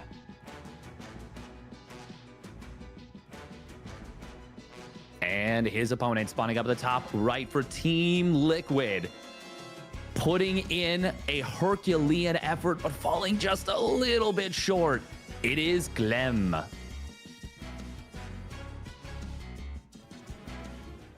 And man, oh man, look at what we've got here out of Clem. Down 1-0 in the series, elimination point. Speaking of which, if Bunny wins this 2-0, he is now through officially because Shin took a game off of Oliveira. If Bunny has a better map score, he will advance over Oliveira, regardless of even if Oliveira wins his game 2-1.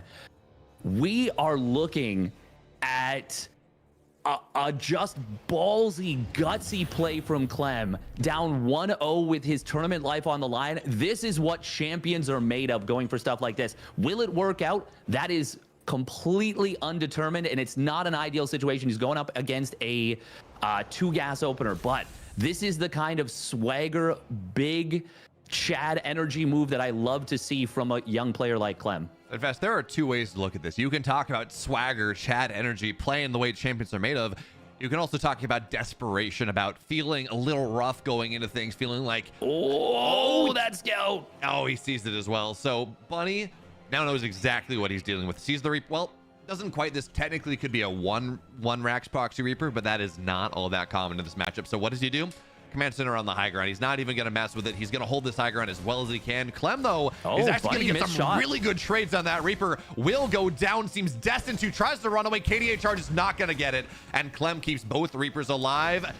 Not quite. Reaper will fall. He does not delay the command center. And from a position that it felt like it might have been very good for Clem getting those shots down early, he does trade a Reaper out. Cyclone's on the way here for Bunny. He's got, what does he have? He's got 1 Reaper, 1 Marine. He's got a Hellion out. This becomes much more difficult for Clem to get really much of anything done. Oh, there was vision of that Reaper. Oh my God, it literally moved about a pixel up to the high ground and was able to get away there. It was on the low ground for just a moment. Clem is going to be able to find a couple of SCVs here. He will pick off his opponent's Reaper. Bunny, oh my God, Clem is using the command center position against his opponent. I don't know if Bunny realizes there's actually no way for the Reaper to get out there. He could have cornered it, does eventually corral it, but Clem wasn't able to escape through this little pocket. I do want to point out, by the way, Bunny actually, the reason that Clem was able to do as much as he was, which is still actually not amazing for him, Bunny misclicked the first shot. He shot the unbuildable bricks, and that is what allowed Clem to do what he did there. This is still a good situation for Bunny, but with double reactor Cyclone behind this and 1 Cyclone already on the field, I actually don't hate Clem's position even a little bit. Yeah, the only real advantage that Bunny has is that there's a medevac popping on out. Command centers are almost identically timed. There's like a 3 or 4 second speedier orbital here, but Bunny, because he built this on the high ground, it's actually not amazing for him. Yeah, the only advantage he has is that faster medevac, and Bunny, he does have opportunity to get something done, but if Clem can find this, I don't know, this looks a little bit worrisome. Clem, though, wait a minute, is that... Okay, no, that's the second barracks. Yeah. Okay, so he's just going to use this as a scouting tool. Very cute. Does Clem go mass Cyclone? Does Clem drop a second factory after this?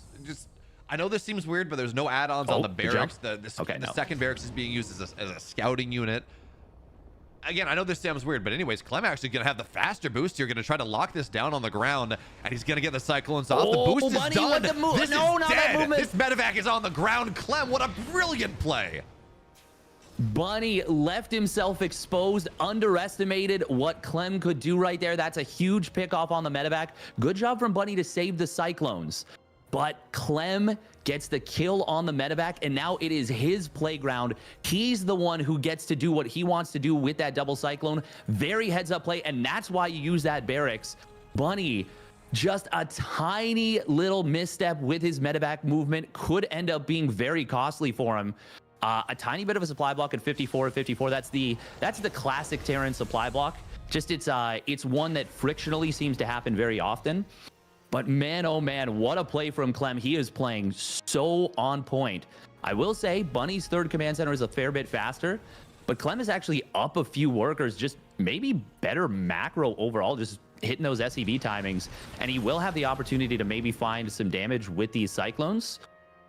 But I'm just so impressed with how well Clem is playing mechanically, even for Clem.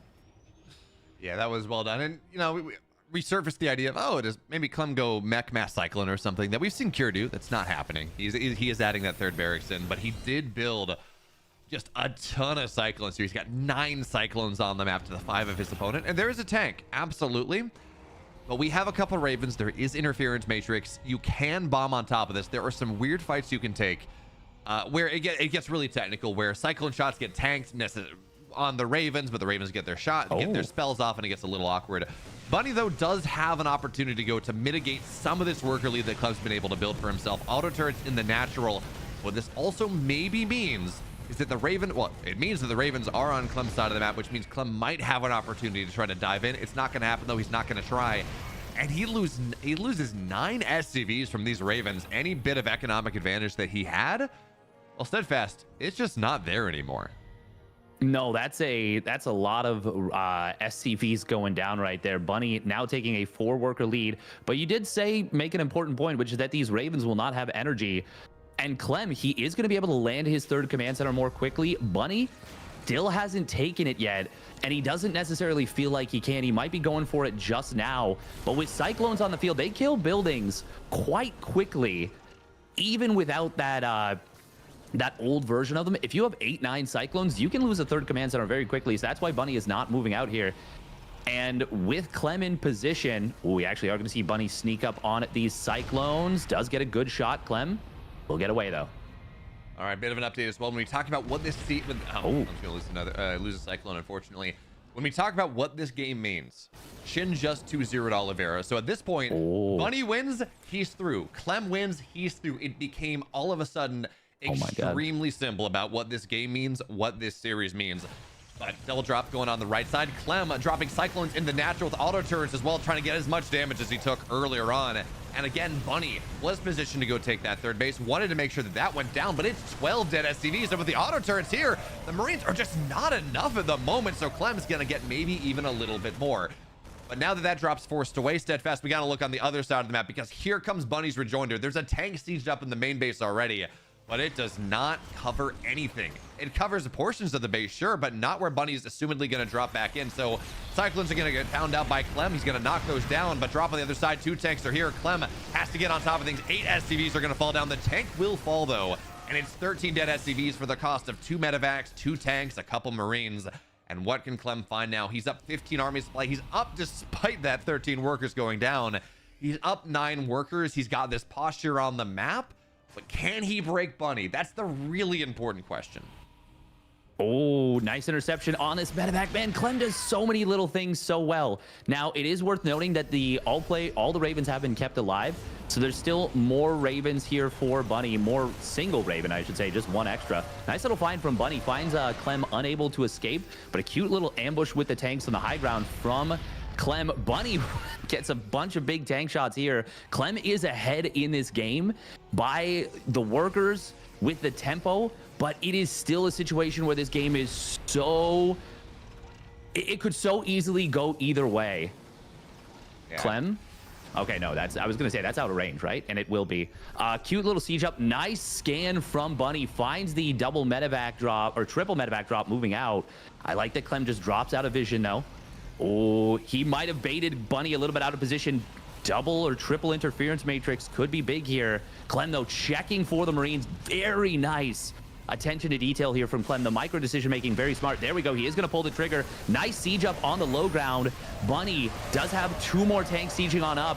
Oh, the triple interference matrix on the top side. This fight is very close, but Bunny has some really clutch interference matrices and takes a miraculous fight, cleaning up all the tanks, and Clem falls so far down in supply. Dude, this entire series has been Bunny saying, come into my lair, Clem, clum into my lair, said the spider to the fly, and then bouncing on top of him, clamping down on top of him every single time Clem tries to make something happen. Bunny's got the next read on it. He's got the bait ready going, and he punishes Clem for doing, Oh my playing God. like Clem There's plays. no combat shields. There's no combat shields. Bunny's right. Bunny's Marines are way too skinny. They do not have their shield upgrade. Oh boy, that is a big deal. After a huge fight from Bunny and definitely taking the momentum lead, if he does not recognize that oh my God, his units don't have this, it's such a crucial upgrade. It's literally more valuable than an entire upgrade setup. We could potentially see 2-2 versus 1-1 Marines with shielded Marines against unshielded Marines if the fight happens the right way for Clem. Yeah, it is literally 20% of your army's HP, just not there, not really accessible. Now, Bunny is going to move with a lot of his army onto the bottom side. He still has decent Raven energy. You still have to be careful of these tanks. We're going to see one shut down, but there's another tank right there. Clem has a really nice concave. I don't think Bunny can try to break through this as long as he's able to play patiently. In fact, the shutdown tank is actually going to get knocked down anyways. Nice stim forward there from Bunny. And there are no tanks here for Clem for the moment. Meanwhile, on the north side, that's going to be a fourth base that will fall down. Even though it's only 1-1, there's nothing there to defend it and cannot float away. So the fourth base from Clem is dead. Bunny, his is on the way. It only just now get started. But again, this is one of those setups where Clem had every advantage 3 minutes ago. He had everything he wanted. Fourth base on the way, good upgrades, a good position, and Bunny slapped all of it down. But 2-2 is now about done as this drop commences. And this is maybe going to be another opportunity for Clem to make something happen. It's a 20-second window where he's got 20% more HP and he's got better upgrades. Can he take advantage of this Marine timing steadfast? I'm not going to say it's key to the game, but it's pretty damn important here as Bunny on the right side is not giving him that opportunity. I mean, I'll say it's key to the game. It's a huge deal. We are going to see Bunny at least survive up to the 2-2, but that lack of combat shields could still end up being lethal for him. Bunny does get a good siege up on this tank, but Clem will be able to find it here. Part of the reason why it's such a big deal that the combat shields is there is that even with the tanks not having upgrades, which Clem's tanks do have +1. Hey, actually, hold that thought. We are going to see a drop in the main base. Clem will have that Liberator getting cleaned up. He's got a good defensive setup and should be able to clean this army up. The supplies are still very even, and that will actually be Bunny losing a lot. Meanwhile, on the other side of the map, this is where the combat shields make such a big difference when there's no tanks around. Bunny could just lose the third command center. No, he will keep it alive with the repair, but the Marines of Clem are so much better. The combat shields, he still hasn't noticed. 13.5 minutes into this game, I can't believe what I'm seeing. Steadfast, you say it's where the tanks are there that it matters more. This is true, but combat shields are the difference between Marines getting one shot and two shot as well. Yeah. So that was the point I wanted to make, and then the game kept happening. It's valid on both sides. It's important across the board. So now Clem is up about 13 army supply. At times he's been up just a little bit more. And despite Bunny sniping Clem's fourth base is still faster, right? Which is wild. Yeah. He goes and retakes it. It's on position. It's mining. His third base is gonna. Oh, I'm sorry. No, never mind. That third base just gets floated over to the fourth base. Yeah, he just repositioned it. Yeah, okay. Clem's actually kind of in dire straits right now, in a little bit of a desperate situation. Might be feeling like he has to get something done. Bunny still doesn't know about combat shields. This is aggravating. This is so brutal to see. He still might, even without it, be able to win this game. But, you know, if this happens, we have to see a beating Grandmasters with stupid stuff. We gotta see a Hearthstone video. I go shieldless Marines against the best Terran in the world, you know, and look what happened. Yeah, I mean, big tank shots on this. Oh my God, he was not expecting tanks to be here, which I don't blame him. Why would they ever be there? It was really nice positioning from Clem, actually. And now this is the timing that Clem's looking for. As the fourth base gets taken, it's not a planetary. There's no defense around it just yet. So Clem is going to reset at least part of the economy of this game. This fourth base is dead. There will be no repair. And now Clem wants to run a little bit further forward. He's got air superiority. He's got the Vikings. He's got the siege. He's got the vision advantage. And that's going to be incredibly nice for him. But Bunny's got reinforcements on the Vikings. So Clem, every single Viking he had, now gone. He doesn't have the siege anymore. Meanwhile, on the left side, that drop on the third base. Gonna get a couple SCVs, but not everything. And Clem's gonna have to unsiege, back up, go away. You know, Steadfast, TVTs in Atlanta were a little bit disappointing, but the TVTs we've been getting at Katowice The ones involving Clem, the ones involving Bunny and Beyond and great everyone scan. have delivered in the extreme. We're 15 minutes in. Bunny still doesn't have combat shields. Clem's +3 attacks on the way. He can't afford his armor, but he is building that much bigger of an upgrade lead. But it's weird to say, like, it matters absolutely, but on the flip side, given how this game has gone, does it even matter? Like, how Bunny is still doing so much with such significant deficits. Yeah. Now, when it's 3-2 versus 2-2, which it will be for a very long time once these upgrades complete, Bunny, oh my God, like his Marines, well, he's going to come in with a big spread. Clem does have 2 of these tanks. This is where the lack of combat shields could be huge, but there's just enough Marines to break through. Target fire on the Vikings would be very nice here out of Bunny. Clem will drive this back. Bunny is going to be able to escape. Nice scan right there from Clem to check to see if there was an ambush behind this. Clem is going to chase a lot of these Marines down. Bunny having to stim again just to escape. And at this point, actually, how many medevacs? No, he's got 7 medevacs. Okay, they're just not all here. Oh, Clem's got to be careful. Huge ambush in the middle of the map. Clem running into the tanks. No, don't do it. Oh my God, so many Marines going down. You want to talk about what that is? That is stress. That is your tournament life on the line right there, trying to do so much to come back into this game, because Clem has taken his licks in this series, in this game even. He's gone, he's lost his 4th base, he's been sieged up upon, he's lost a lot of stuff. It's been back and forth and back and forth. And you don't feel good about this game, regardless of who you are in this series. That's a massive drop on the right side. Clem doesn't know about it. Not yet. But he does have Vikings roughly in position, and Steadfast. So many of these medevacs are so freaking low. Ooh, these Marines are MVPs. They are going to spot this drop. Bunny, you gotta turn around. You cannot go further into this. Vikings do find an empty medevac right there. It's gonna be a bit of a jump here from Clem, but he realizes there's so much stuff here. Bunny is a little bit weirdly marooned. He's not trapped yet, but he needs to get out of here before he does potentially get trapped. And a wise decision is to disengage. We are going to see +3 armor starting up for Clem, as well as +2 vehicle weapons. Bunny still no shields on his Marines, and still with a supply lead in this game. There are 4 tanks on this base from Clem. Clem is mining more despite being on less command centers. He's mining actually quite a bit more. Bunny just now lifting off his main command center to go over. Huge doom drop into the main base. He goes back in with it. And this is a monster siege position for Bunny.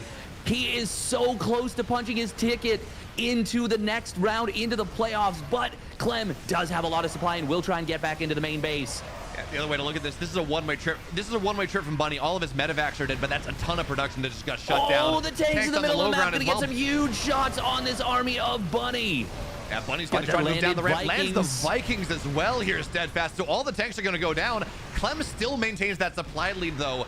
He just needs a little bit more time to take advantage of this. His +3 armor is halfway done. His +2 attack is halfway done. A lot of production just fell.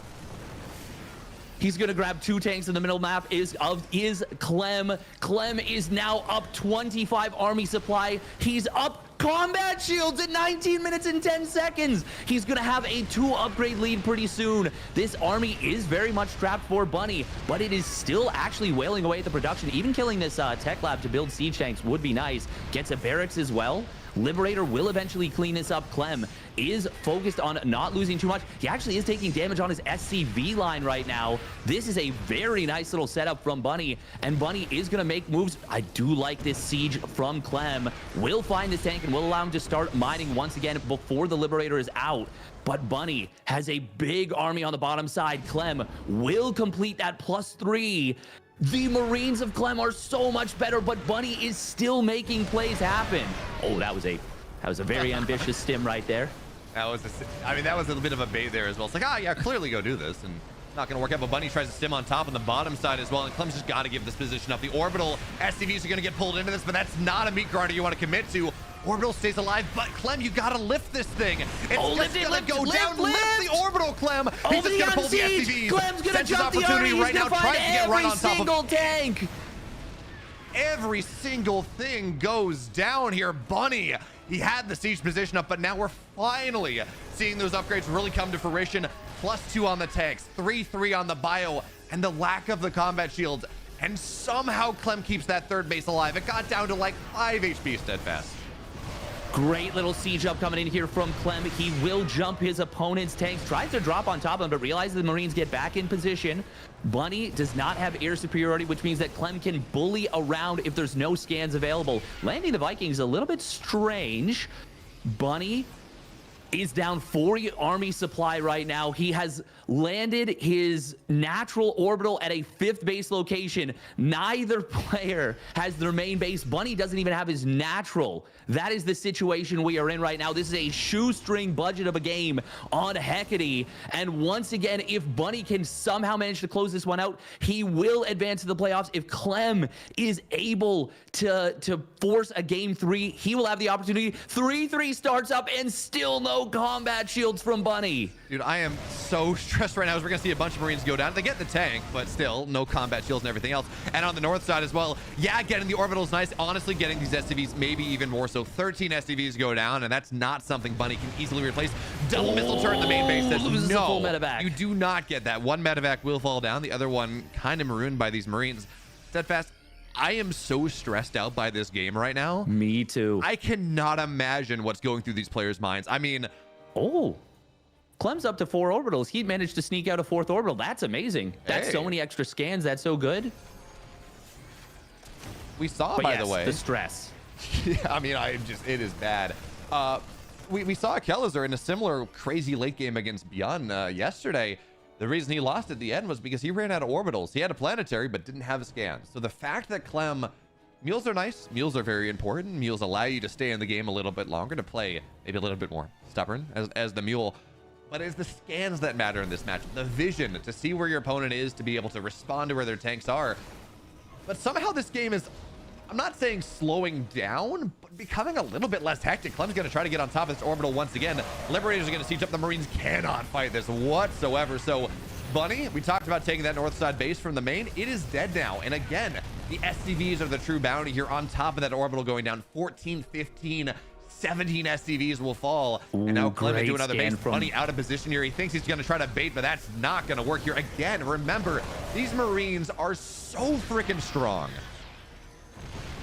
Yeah, Clem's Marines are monstrously superior to Bunny's right now. Even once the 3-3 actually completes, they'll still be better with that extra 10 HP from the combat shields. But until that 3-3 completes, this is... So I almost wanted to point it out. There was a moment where it was like 10 extra Marines for Bunny, and he was closing it on that double drop of Clem. I actually think Clem might have even been able to take that fight. I don't blame him for backing away, and it's clearly worked out because he eventually killed that orbital. Hold that thought. We've got a massive counterattack coming from Bunny. He is in desperate, dire straits, and he is going to just stim straight across the map. Will kill the...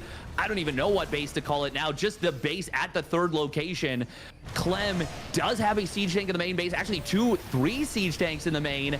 Bunny's army, this is his last ditch Hail Mary, full of grace. Hope my shields can hit you in the face. It's just not gonna happen though. He loses so much, and Clem, I think he has just done enough damage to this army. Bunny is finding economic damage, but he's losing so much to do it. I mean, Clem is barely mining, and you talk about this, the lack of combat shields is a horrible thing.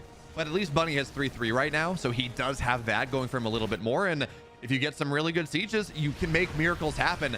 Clem's getting set up for the surround, though. He's got army on the left side, army in the main base. I think there's a bit of an army going... No, that's going for a bit of a harass onto the base. Tanks get massive shots here, but there is a Liberator, and the Vikings are marooned on the right side. So this tank position, Clem has to give it up. He's going to lose several tanks.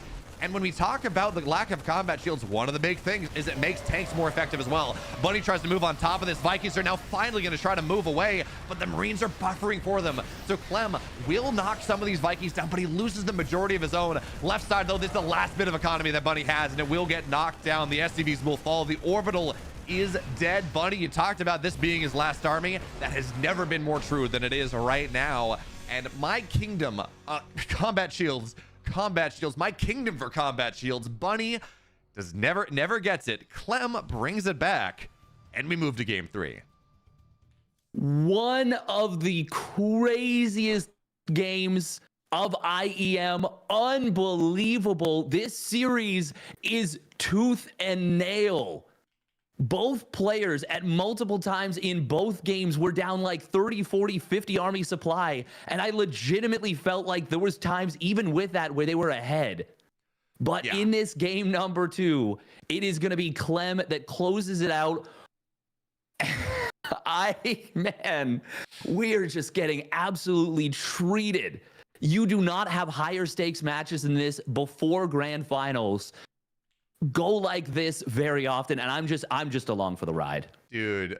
And you put this in the context of this series as well, not just game 2, and as insane as that was, game 1 was also just razor's edge back and forth. And you say forgetting combat shields maybe still being ahead, Bunny was ahead, lacking combat shields. He had traded about like 12 minutes in or something. He had traded about 1,000 resources better. He had better an economy. He had better army supply. He was doing whatever it took.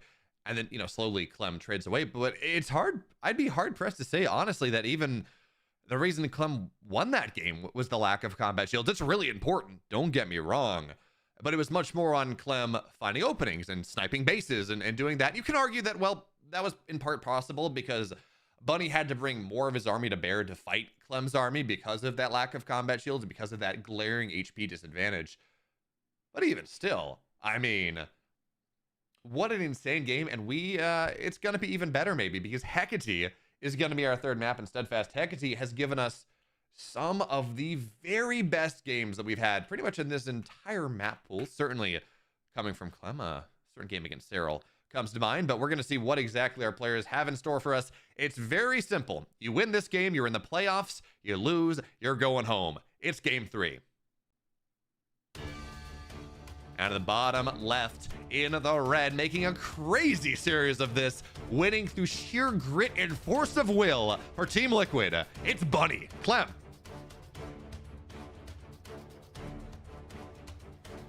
And his opponent spawning up at the top right. Can he keep it together after a shieldless game 2? It is Mystery Gaming's Bunny. Man, this game 3 is what dreams are made of. Absolutely phenomenal stuff coming in from both players. Bunny, game number 1 was really under the gun there after having a huge lead, but was able to keep it together, never actually lost sight of the overall play. Clem, game 2, had himself a lot of opportunities, ended up having a pretty rough mid game, but that lack of shields really gave him opportunities. It didn't win him the game. I honestly don't think it did, but it did change just about every Marine versus Marine fight in a reasonably enough significant way to say that it probably had a pretty big impact. Regardless, Clem made the better moves in the later stages, but even at the end, that one big push from Bunny that felt like the game was maybe already decided, it looked so scary. And God, this is just such an exciting match for me. Yeah, again, and we said it last game, we've had a string of TVTs maybe not being the best leading up to this tournament, but we have been treated to some of the best TVTs I can remember in this tournament. It's been so freaking good. So question now, with your life on the line, what do you do? And the answer is you play the most stable game that you can ever go. Barracks, double gas, get into the factory, command center on the way behind that. Play the most middle of the road. Don't give your opponent some sort of build up or weird opportunity. Don't get greedy and go one rack sweeper, expand. Don't go aggressive and maybe they're playing more defensively and that gives you a disadvantage. Do everything you can to get into the mid game, because I think both players have proven that if this game goes even in the mid game, if this game goes even in the late game, either one can pull magic. Either one can do whatever it takes to win. As you point out, Clem, command center's just looks a little bit off position. Yeah, it is a little bit off position. That's my bad. I was like, I'm just so stressed about the concept of this whole game. Oh, Clem gonna pick the fight, but that is not the fight to pick. And he will end up losing one of these Reapers here. Clem maybe getting a little bit too excited in the heat and stress and majesty of this moment, because this is a big moment for both players. He did just win an incredibly hard-fought, skillful but also, you know, they did make some misplays in terms of positioning and everything, but ultimately the better player, I think, did win that game number 2, or at least the player that played better in that game number 2. But we do see Clem a couple of little missteps here. They are doing mirrored builds, and we will see the Reaper getting taken down right there for Bunny. So now it's a Reaper dead on each side. But I am so happy to see that they are both doing the same thing, because this will just become a pure raw test of skill between these two. Absolutely. Do the medevac spot each other? They do for just a second. Did either play? Okay, Bunny spotted it. I think they might have both spotted it, but Clem is going to be the one committing in. Bunny hesitating a little bit, maybe trying to set an ambush. Actually, that's exactly what he's trying to do. But Clem is going to be able to find one of his opponent's Cyclones, will boost out of here, and he saves the medevac. He needs to head the hell home, though. Bunny might have an angle to actually cut this off. He's got a boost on a bit of a cooldown advantage, and he's using the Reaper to spot the medevac. Very smart play from Bunny. Clem, can he get away with this medevac? He will spot it. Good job from Clem. I think Clem is in part, it just benefits from the play on Oceanborn, where he did the same thing to Bunny. He knows it's in there, and Bunny's going to sit here and try to prevent it, but there's dead airspace. He's going to be okay, and now Bunny's the one has to be careful, because Clem rallies forward. It's closer to his base. Medevac will go down, I'm going to assume. Medevac goes down on both sides. Clem, though, does get the better trade here. Ravens are not going to go down, and now Clem, is he going to get the Raven of Bunny? Just barely does not, and at the end of the day, it's a good trade for Clem. Well, until that Cyclone goes down, never mind. But at the very least, it goes even. Yes. In total, they have lost the same thing, except Clem got 2 SCVs. Actually, well, hang on. He gets 3 SCVs. He got 1 in the natural with that Cyclone drop, and he gets 2 with the Reaper. And that is the difference right now in this game, is those 3 SCVs that have gone down. That is the only difference in this game, period. So Clem edging to, actually, no, that's not even a little bit true. Bunny has a way faster third command center. Oh man, that's a pretty big difference, but it will be covered by the fact that he got those 3 extra SCVs. Yeah, it makes a pretty significant difference, because again, you know, one of the benefits of that quicker third base is you're building 3 SCVs at a time, and it's probably going to be about maybe 1, oh no, never mind, even much further than that. So there's going to be a couple production cycles. Bunny should be able to catch up. But Clem is, again, building all of these Cyclones in the early game. He's on, what is he on right now? He's on 6. He's going up to 8 or even more. His Ravens are going to have a little bit more energy from the auto turret spam from earlier. But Bunny does have the middle of the map. He does have that Xel'Naga tower, and that position that is almost impossible to push into because of the line of sight blocker and the choke that you have to defend. It becomes very, very difficult. So Bunny's got the middle of the map. It's going to invalidate a lot of pressure opportunity from Clem. And Clem, he's speeding along, trying to get the third base as quick as possible, but it does mean that his orbital is going to be even further delayed.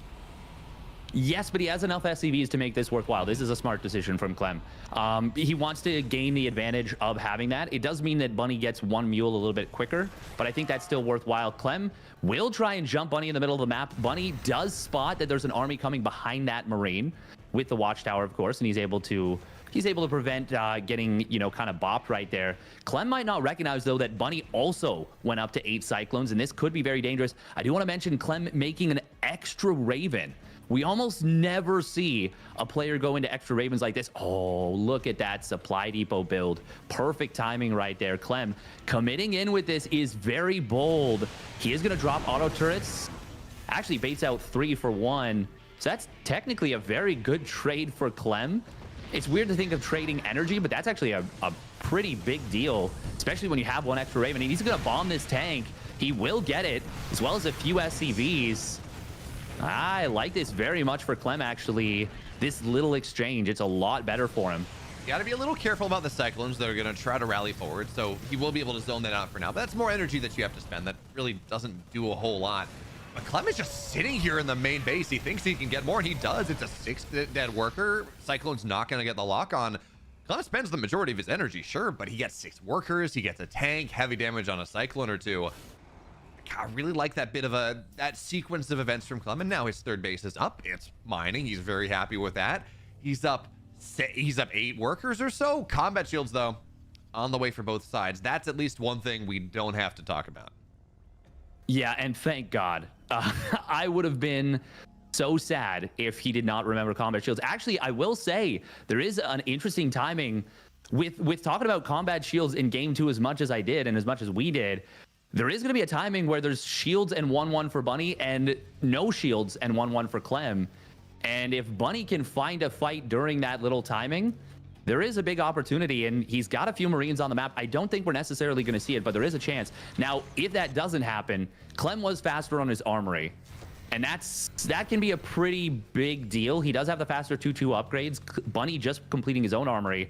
No 2-2 just yet, but we will see what happens here. They both mined out this little patch in order to provide themselves some vision. I actually think, yeah, Clem lost his depot, but it is going to be Bunny who will have a little bit of initiative right now. Clem spots the army on the left side. Funny to see so many Cyclones for both players still alive at this stage in the game. So Clem's going to move everything on, or a good majority of his army onto the north side to counter this move from Bunny. That does maybe leave his main base to the third base a little bit more exposed. Marines are going to try to get on top of these Cyclones, but Cyclones, when we're only on 1-1 with everything as it is, that does mean that actually they can trade pretty nicely against Stim Marines. And this drop from Bunny should not go in. There's a missile turret there. There's a bunch of Marines hiding a little bit further backwards, trying to bait Bunny in maybe. So that's always going to be really nice. The Cyclones, again, will continue to cut away here, and they're going to lose some. But again, you're trading fairly well. Bio's going to try to get on top of this Bunny, though. He's quick on the uptake. He's going to run around. He's not going to fall victim to this trap. Not today. And the game will go on. We're at 186, 190 supply from both players. Fourth base on the way. Bunny's much faster to his, though. Clem, he's floating over. Bunny, his planetary is just about done. Yeah, this is actually a pretty big deal, the timing on that fourth base. It's not a massive difference, but it is definitely worth mentioning.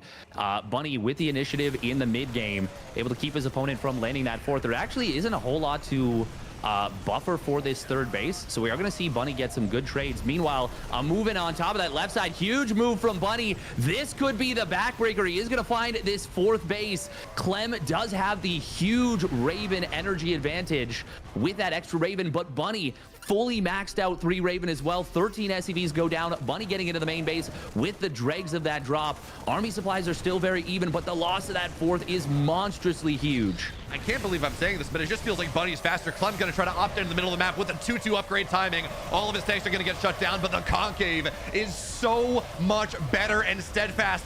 It doesn't matter that he lost the fourth base at this point. He smashes this army. The timing on the 2-2 with the tanks and the concaves mean that, yeah, Bunny, he got the fourth base fine. He's got 1 tank and 6 Marines on the map against this massive army of Clem.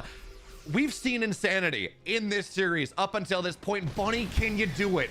Can you find that hold? I am not convinced.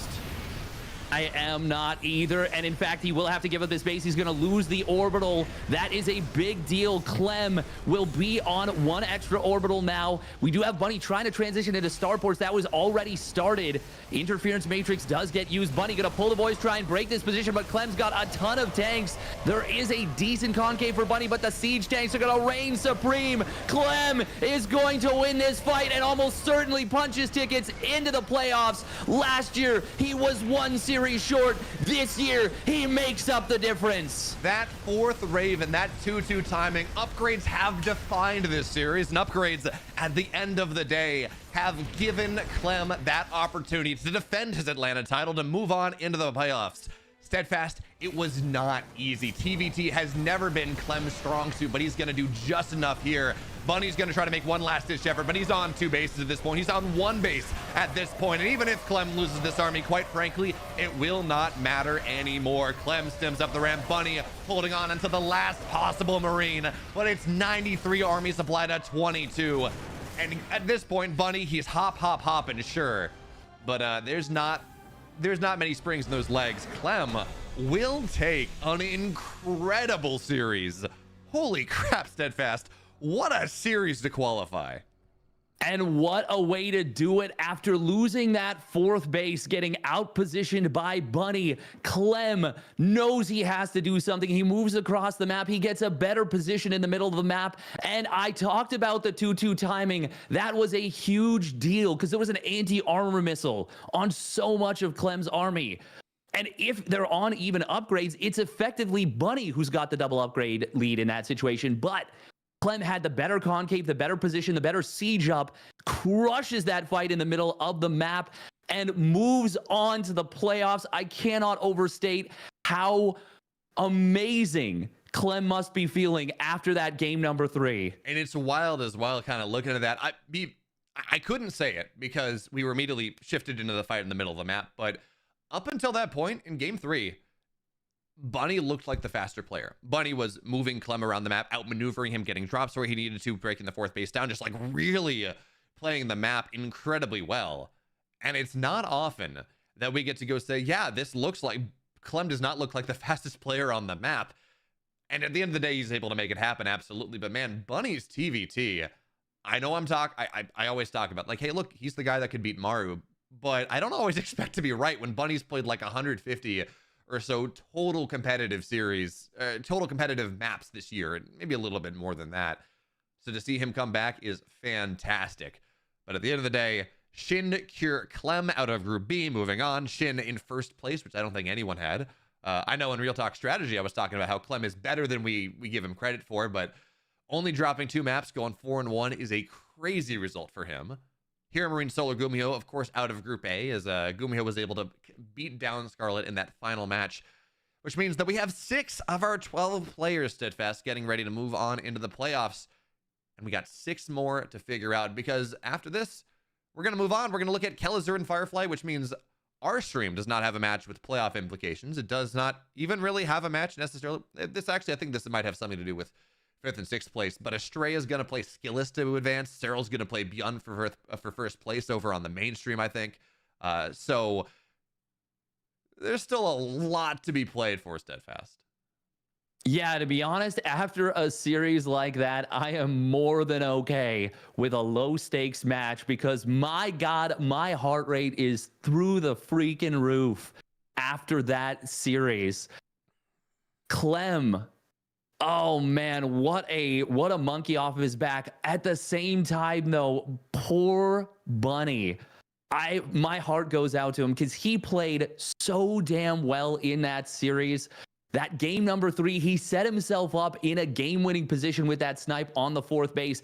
And probably any map other than Alcyone, you are able to get back across the map, consolidate your huge economic advantage, and not necessarily take the game straight up, but you've got like a 90-10 win probability, I think, or at 85-15.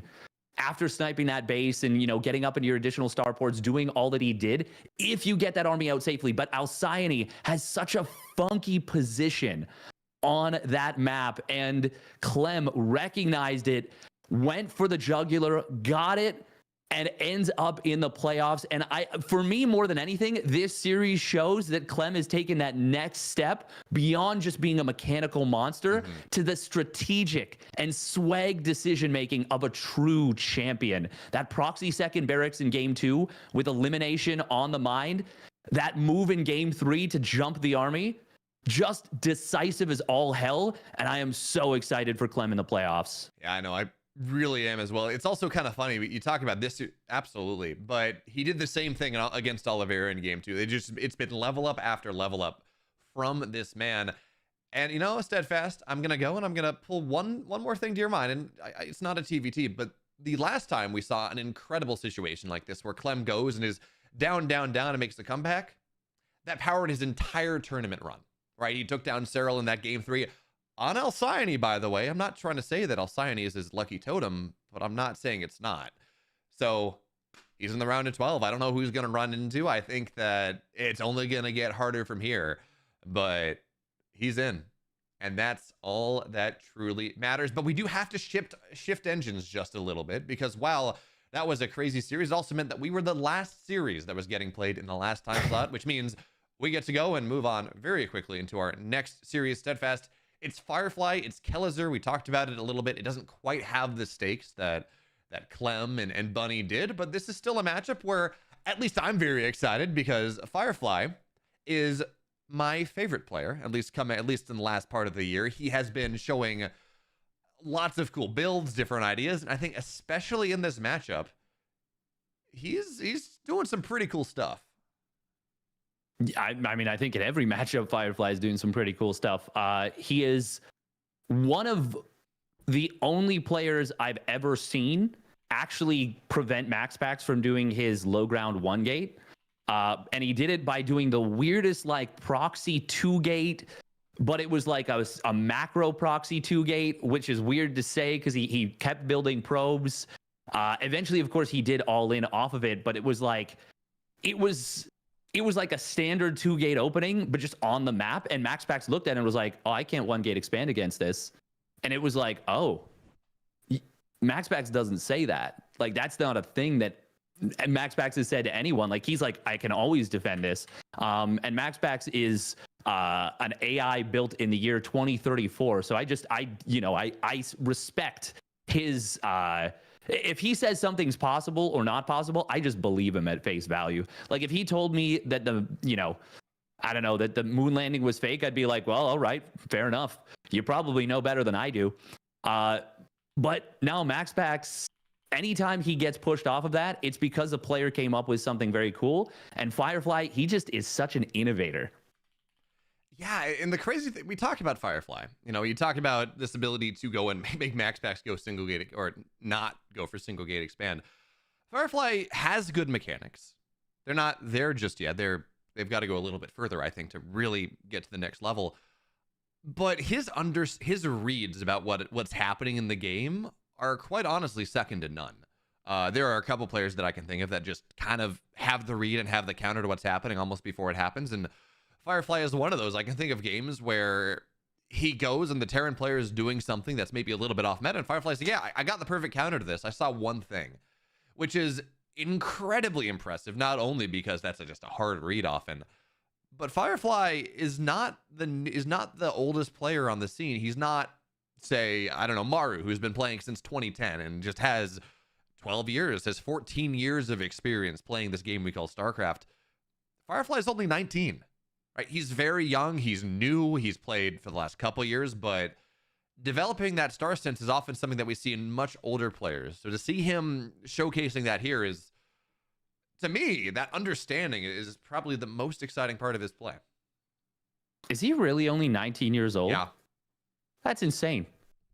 No, he's not. He's 23. I could have. Well, that's. I was like, I don't think so. I had it written down as 19 too, and I'm like, well, I was like, that can't be right. I've read it. He's definitely in his 20s. He is very, very good, even for 23 years old. And honestly, being able to show up at your first major international LAN and, perform quite well. Because even if he played a LAN in China, 4-5 years ago, it's still a completely different thing to go to a new time zone, go to a place where you don't speak the language. You're stepping out of your comfort zone in so many ways, and you're competing on such a bigger stage at a $500,000 tournament with so many more eyes on you. But he has played pretty darn well, and one series going differently for Firefly, even one game going differently, and we're talking about how he has his fate in his hands, and he's the one who decides if he makes the playoffs. Like, if he goes 2-1 versus Estrella, which he was up 1-0 in that series, we're talking about how a 2-0 over Kelazhur, or maybe even a 2-1, would punch his tickets into the playoffs. Yeah, or taking down Beyond as well. That one's a little bit harder, but honestly, as I kind of look at Firefly, I tend to think PVT is his best matchup. So oddly enough, I was looking at that saying, maybe Beyond's a little bit more beatable for him than Astray is. I mean, Beyond is obviously incredible, so that's always a hard thing to say. By the way, we are of course waiting. We're all gonna run at the same time. A stream, B stream, and C stream will all get started right at the same time, right off the call. The vetoes have just completed for Beyond and Cyril, which, by the way, shout out to the veto locations. For those of you watching all 3 streams, that every single time they have the little veto picture-in-picture, it's from a different location. It was over a chessboard that we just had from Beyond and Cyril. In the previous series, which was Shin and Oliveira, they're over a foosball table.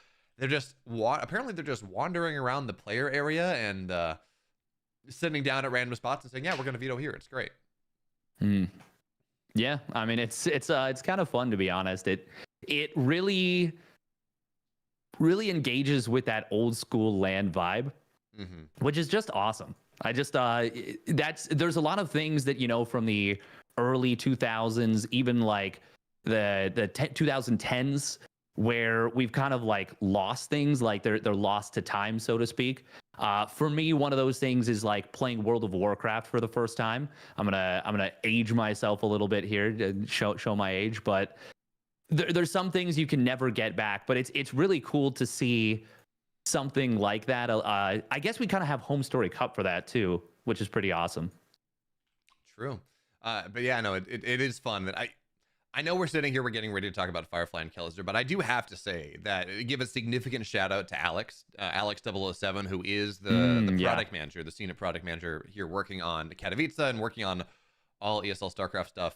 He has done so many awesome things to the production of Katowice and DreamHacks and everything else that have really been a significant level up.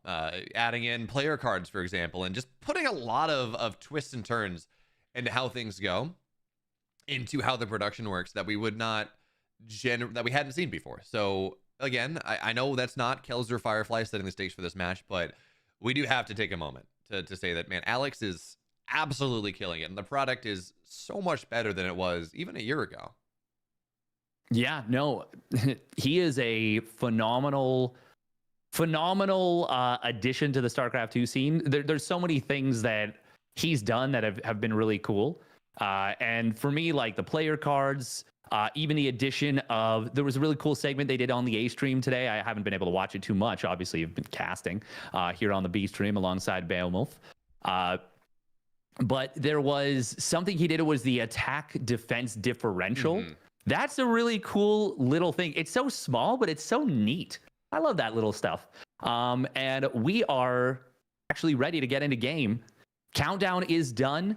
We are getting into hard lead to start things off. Kelazhur versus Firefly. The stakes are not as high as our previous match, to say the very least, because they really don't get a lot higher than that in group stages than that previous match. But this is still for a fair bit of prize money. That it is. So hard lead is game one. And in the upper left, in the blue, he's playing for R8. He's the Terran player. It's Kelazhur.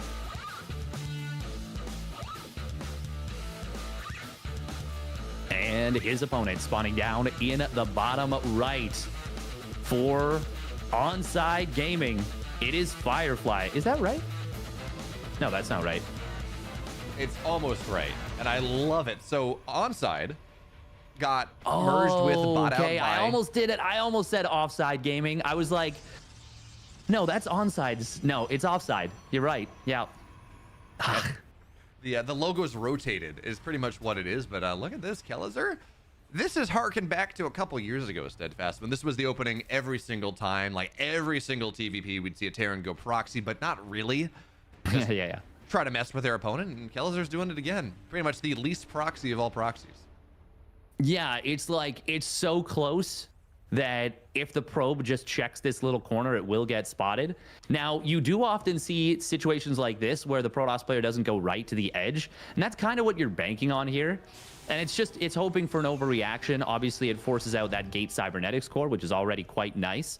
Against a player like Showtime, it can be really good because he loves his gate cybernetics core more than most, but forcing out a Zealot, also pretty good too. We are going to see Firefly trying to block the factory. That's a cute little response to this. Just block the placement, and he does force the delay on that actually quite significantly. That was like 32 gas. I think he was sitting on after he started the factory. So that was, yeah, like maybe 8 or 10 seconds later on that factory. Cute stuff. And Kelazhur actually doesn't confirm the kill on the probe. That's a little bit surprising. Maybe didn't want to show where that Reaper, or yeah, show where the Reaper was. Huh. But Firefly still calls Kelazhur's bluff anyways, right? Despite not knowing where the barracks is, and now this probe will go down. Firefly doesn't build a Zealot early. He doesn't do anything super crazy. He does.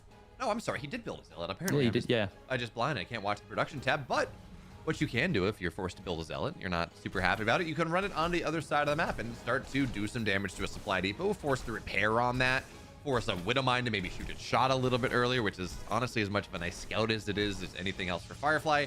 And the Stalkers are all out, but they were not able to zone the Reaper out, which is, I think, the goal of where Firefly was positioning this. He will get this Reaper, but not after it's a full scout of the main base. Not after Firefly is revealed of the fact that, yeah, This is a Stargate opener. This is not Twilight, so that's going to play fairly different. And actually, Firefly, oddly enough, he keeps the Zealot alive. Yeah, it's pretty nice. Obviously, there was a Widow Mine out here for Kelazhur, and would have been easy to lose that Zealot, but keeping it alive is a good thing. He can potentially bait out a mine shot later with that, or, you know, if you manage to keep it alive until charge is done, that's also quite nice. This is very strange from Firefly. It's kind of a big deal that Kelazhur got the scout on that Stargate, because we do see 2 and now 3 stalkers, and when you see just 2 stalkers to start things off, you're not going to be expecting Stargate. And it could have very easily been a situation where Kelazhur runs, you know, 2 Widow Mines and a medevac into 2 Phoenix. Then you just lose that whole drop, and it's a really bad position for Terran from that setup. But as it stands right now, it will be a situation where Kelazhur is able to stay at home. Oh, but oh my God, he actually does move out with a medevac. Whoa, okay. I was not looking for that. He loses the medevac, forced to burrow the mines. This is a very dangerous situation for Kelazhur. He's going to have to move this command center away. Widow Mines will come back. Oh, I like this spot from Firefly looking for those mines. He could actually go for a lift on one of those Cyclones. Does get the kill. Will it cost him the Phoenix? Not quite. Zealot's still alive, actually really helping Firefly a lot in this. Oh, but the Widow Mine does get the kill on the interception. That's a pretty big mistake right there from Firefly. That was a Phoenix. Yeah. Even with that, though, this is an amazing start for the Protoss player. It really is, and he's going to get both Widow Mines. So I like what Kelazhur did, where he put 2 Widow Mines kind of both on the reinforcement line. So you're going to get a Stalker, you're going to get both Phoenix, but that also means that they both went off to kill 1 Phoenix. And they both exactly. I was just going to say, yeah. Yeah. They're going to go down to the end. Now, this is a Raven response to a Phoenix opener, Steadfast. Already we saw the drop go down, and Widow Mine drops against Phoenix openers are not particularly good. And now he's going Raven interference matrix off of this as well. Against a player, by the way, Firefly, who is known for not really going roboplays. You don't want to lose these Phoenix, though. That's not great. Oof. But Firefly is one of these players that is like the least likely to go a Colossus opening of anyone in StarCraft, honestly. He's got Twilight goes down, immediate charge behind this. He's a Phoenix charge guy. He's a Blink charge guy. He's a charge guy. And he's just a charge guy. That has got to be his favorite upgrade. So to opt into this anti-Colossus idea is just... I don't know that Kelazhur is studied Firefly as much as maybe he studied some of his other opponents, because what Kelazhur is doing right now is kind of opting into how Firefly wants to play anyways. Well, it's interesting because I'm with you on that a little bit, but Kelazhur, he's also with you on that because that was a fake upgrade on the Raven. He actually canceled it and instead only goes for the single Raven.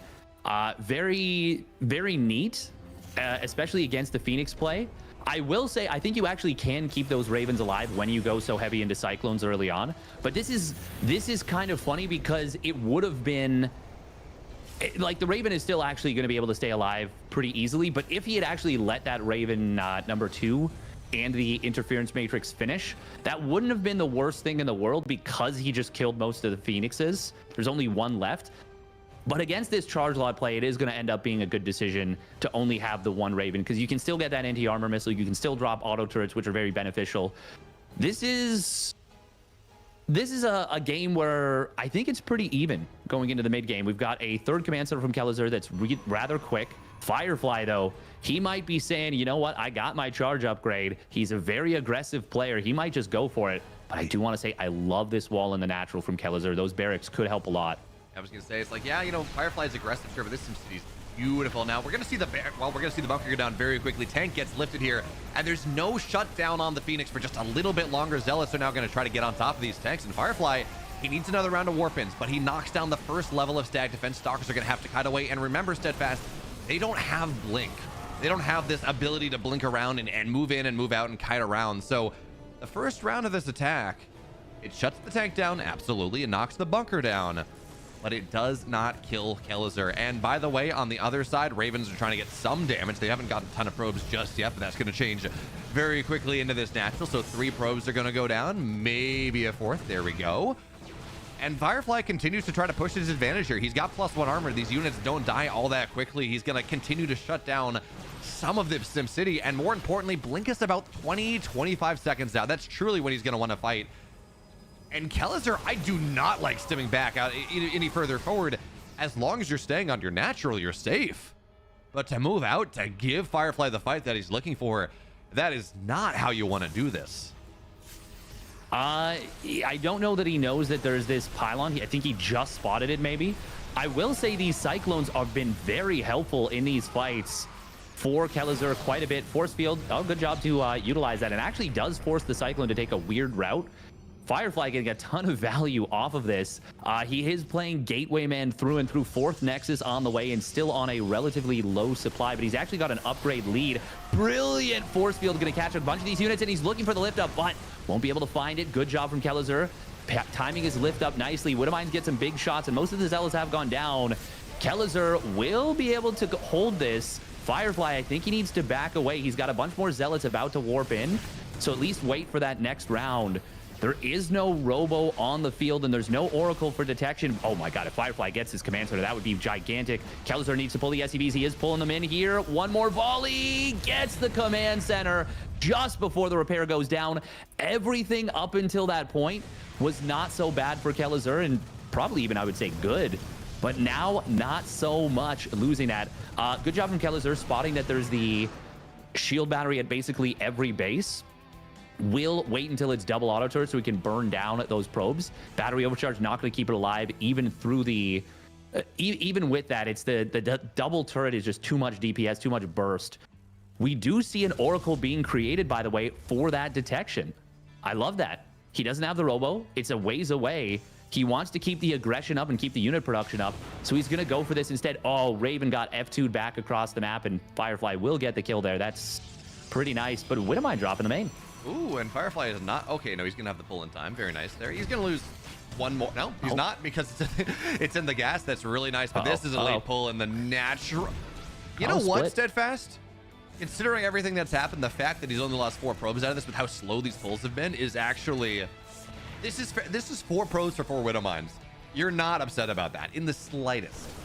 No, but you are upset about this attack coming through the middle. This is just 2 gas charge lot from Firefly, so he is, or charge lot soccer, I should say. Good blink away from that Widowmine, but this is a lot of army for Kelazhur. He has yet to take a map here. We are going to see a big flank. I was just going to say he'd love to take the map right here. Good kiting from Kelazhur, able to get away from that Zealots around. Nice target fire on the medevacs. That is going to make it so that stimming these units is not easy. And one of these medevacs is actually out of energy, so it's effectively only 2 at the moment. But Kelazhur will have 2 more popping out. Another big stim. If there's an opportunity for Firefly to snipe down 1 or 2 more of these medevacs, could be a big issue with healing. But for now, Kelazhur is really on his horse and is pushing this issue hard. Here's the big deal. +2 is about 15 seconds away. +2 armor just a little bit further. It's getting thrown out. But Firefly has committed... That's a massive mine shot. Firefly has committed so much into trying to make sure that this army, even if it is only gateway units, and therefore just by default not as good as what the Terran has, making sure the upgrades are there. He went for very quick armor, very quick second forge, but he's not able to do it. So Kelazhur's doing a really nice job of taking advantage of these timings where the upgrades are the same to try to go and really punish this hard, and he's been doing a great job. Resources lost 3,000 to almost 4,000, or 2,000 almost 3,000 in favor of Kelazhur at this point. His army continues to run forward. Widowmines are going to get sniped down. Very nice there, but the army supply is so far in favor of Kelazhur at this point. The upgrades are done, sure, but there's nothing to take advantage of them whatsoever. Kelazhur is going to get on top of the 4th base now, and there is really not a lot that Kelazhur or that Firefly can do to defend this. He's going to lose this base. Certainly Kelazhur's still only on 2, and that's a problem. But the economic advantage has been mostly reset by this, and it's all going to be about the flanks now for Firefly. All about this ability to maybe find some crazy engage, but lacking splash. It's 86 army supply to 49. It's a 1 upgrade lead. It's really hard. It's not easy. Yeah, it is not so easy at all. I would love to see Kelazhur committing even harder into the Widowmines than he's been. Against this charge lot soccer, mass Widowmine is so good, and there we go. He's got a couple more Widowmines on the field. He could be up to like 8 or 10 Widowmines, but he is doing a great job of this in general. This one Widowmine finally going to get taken down. It got so many kills before it was taken out itself. Firefly, he is going to try and find an opening in this on this 3rd base. does allow him to get into the natural, but there's those Widow Mines that got some decent shots on this as well. Quite a few kills, and this little Zealot run by started out as a pretty big Zealot run by, but turns into a little one over time. Firefly also lost his Oracle, which means now there's no detection whatsoever for the Widow Mines. And Kelazhur is looking very poised to finally get his first map in the group stages here. Yeah, that he is. He does lose the third base early on, and that doesn't feel good, but he's playing patient for the most part. He understands where his timings are. He understands when he gets that insane cost-effective bio ball that gateway units just really do struggle against without some disruptors or random DTs or something. So Firefly's going to have to opt in the fight right now. Widow Mines are going to be decent, and the Zealots are going to try to get on top of things. Again, remember, Firefly has the upgrade advantage, but does not have the supply advantage. And Kelazhur, he gets his first map at IEM. He's got his first map in this tournament. Yeah, it's that's nice. That's nice for Diego because you don't want to go. Obviously, you still get a pretty nice paycheck regardless. You're still going to walk away, even if you didn't win a single map. You're still going to walk away with $3,000. But these players, they've got a lot of pride, as they should. They are phenomenal at what they do. So at the very least, you want to be able to take a map and a series. Now, Kelazhur is he's already locked into last place in the group. Unfortunately, he cannot catch Firefly. Firefly has too many map wins. But at the very least, you win the show match, there's an extra $500 in your pocket. And you feel a lot better about going 1-4 than you do about going 0-5. That is for damn sure. Yeah, certainly. And it's for prize, it's for money, it's for kind of validating your results. It's for validating the fact that you have a new team. Because R8 Kelazhur did just join R8. That's kind of important to point out. And realistically, the reason that these teams are picking up StarCraft players is because of EWC at the end of the year. So Kelazhur is not going to qualify directly into that. He's going to have to go through open qualifiers, but anything he can do to improve his lot does mean more EPT points, maybe. Does maybe even just give him better seeding into those qualifiers. Although, granted, again, he cannot improve his position in the group at this point. So there is that. But we're going to have to see what happens. Firefly, Kelazhur, game 2 is Site Delta. That's also a map that is... So Firefly has this one style that he plays, which is he's got 2 gas, heavy upgrades, tons and tons of Zealots, Gateway Man. We saw that in game 1. It almost broke through Kelazhur, but not quite. And Site Delta is not really a map that this works particularly well on. You try to go in the natural where there's a high ground, low ground. That's hard to break. The choke around the third base is not too hard. It's not the easiest thing to break. It's a little bit smaller. So there are definitely angles you can find, absolutely. But if Firefly is going to play the same thing he did, you would think at this point Kelazhur's like, okay, this is Firefly. You know, I'm just going to play safe. I'm going to play defensive. I'm going to maybe keep my third base on the high ground a little longer because I know Firefly, even if he's going to get 4 bases, it's a 4 base all in. It's not 4 base into the late game. He's going to stay on 2 gas the entire time. Not a guarantee that he doesn't tech out of it, but he definitely prefers to stay on that very low tech, high mobility army. And we'll see if he goes for that again here in game number 2. Let's get into it. And the bottom right, he's up 1, finally getting his first map win here at IEM Katowice. He's for R8. It's Kelazhur.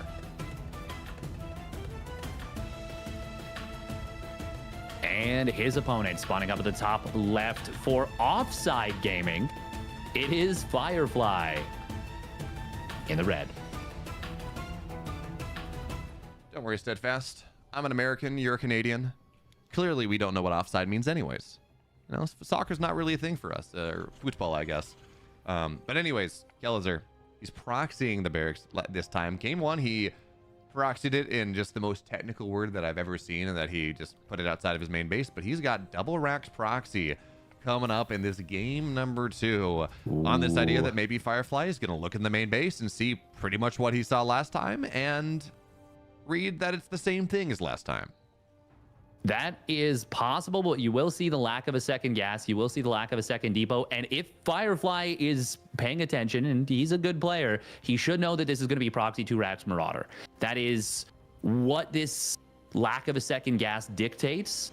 I don't imagine that Firefly is going to miss this. We do see a probe coming just shy of scouting this. Oh man, that would have been huge.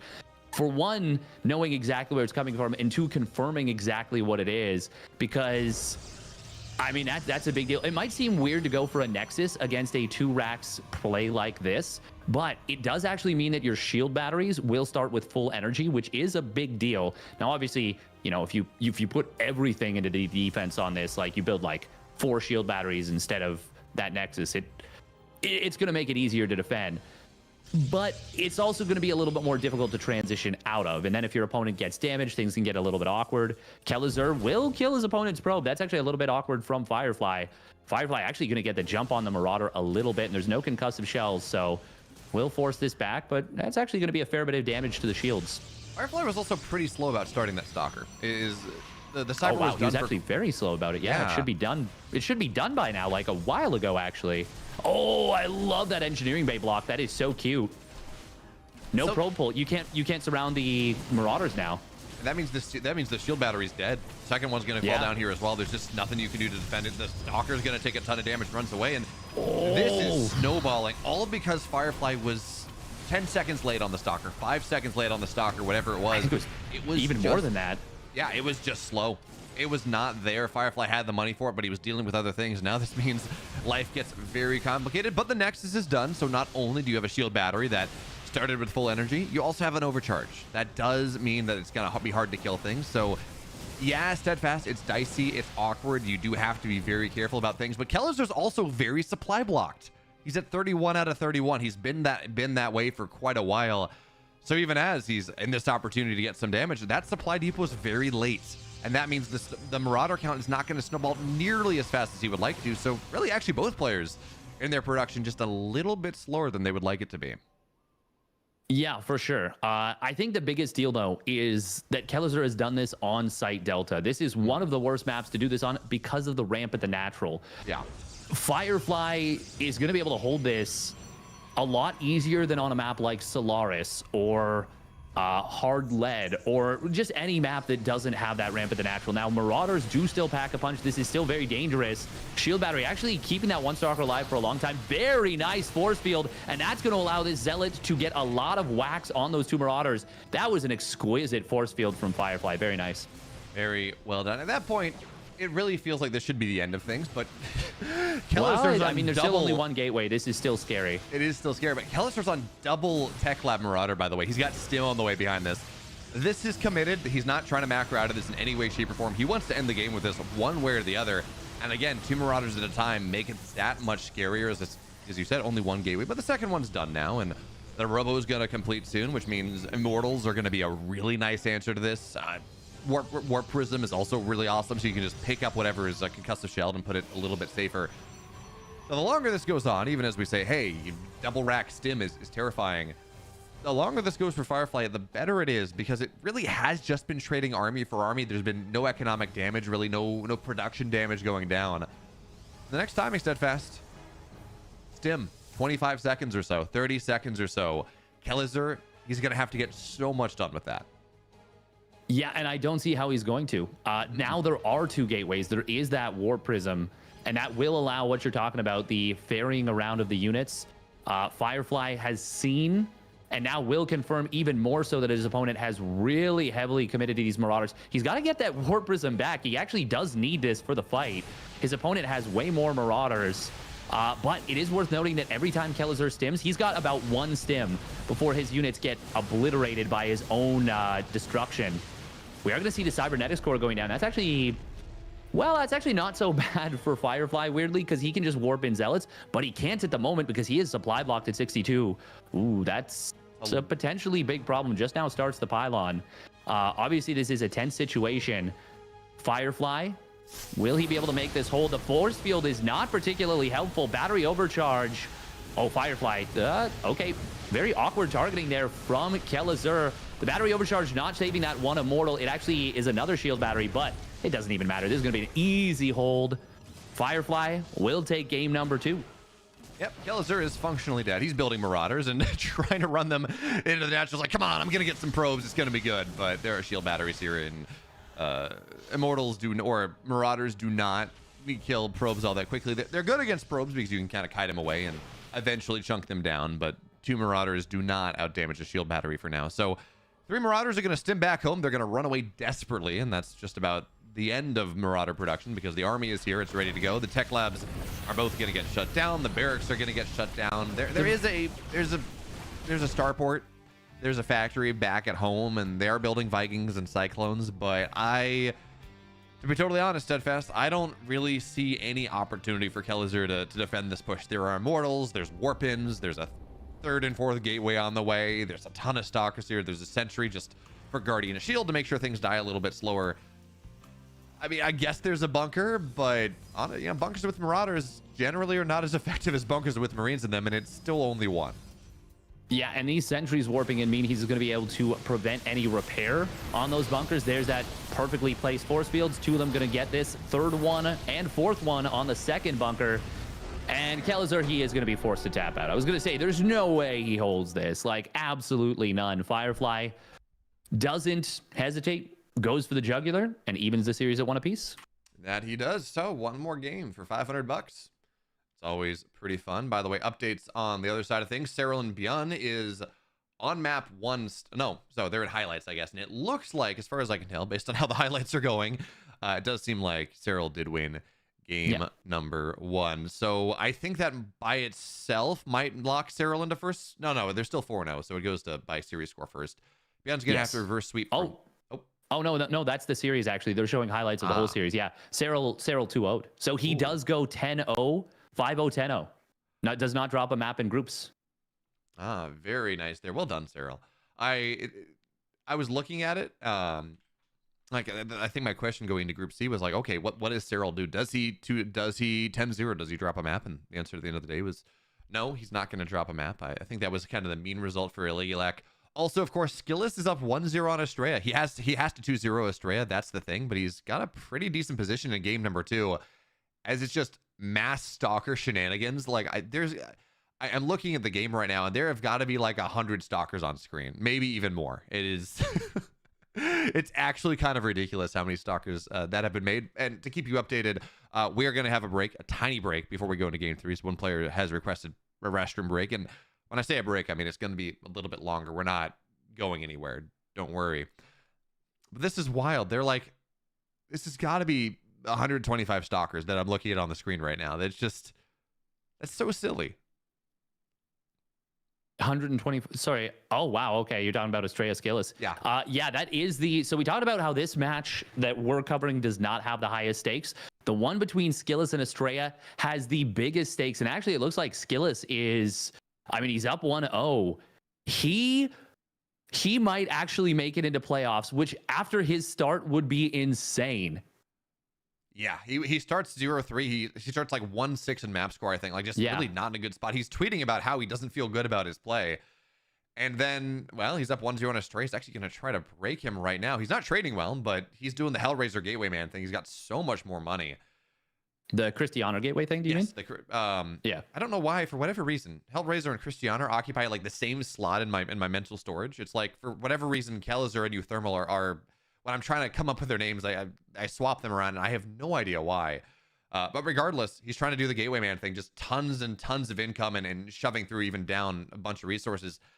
But, well, actually, it looks like he's going to bust through this. He's up on upgrades, too. So, yeah. Skillus, I think, might have just qualified to the playoffs. It's very close, but he might have done so. And that would be so sad for us. Like, obviously amazing for Skillus, but so sad for Estrella. Because Estrella was, they had polar opposite starts to the group stage. And for Estrella to lose out, actually, yeah, no, it's over. Oh, it's completely over. Skillus is going to make the playoffs. Oh my God. That is insane. That is pretty wild, because remember, Estrella, he takes a map off Beyond, which, considering the group stage that Beyond has had, is pretty fantastic. He goes 2-0 Kelazhur, which is not surprising. Kelazhur hasn't had the best results. And then he T1's, oh, you know what? I guess maybe the better way to say that is Estrella's the front half of his group was very bottom loaded, right? He plays Firefly, he plays Kelazhur, he plays the 2 expected bottom 2 players in his group. And then he goes and plays Beyond Sterile. So it's like, yeah, he starts 2-0, or 2-1, but those were the game. That's kind of the expected result. And when we looked at this group, we kind of said it was coming down to the Firefly series and the Skilless series. He did as expected against Firefly, but Skilless, not quite the same way. So yeah, Skilless, this is his first offline playoffs appearance, I think, across all events. No, he made playoffs at Home Story Cup, but this is definitely the biggest offline playoffs result for sure for him. But regardless, we're going to get into our series here because that's what we're focused on. Congratulations, though, going out to Skilless.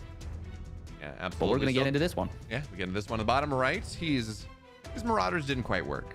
It's Kelazhur.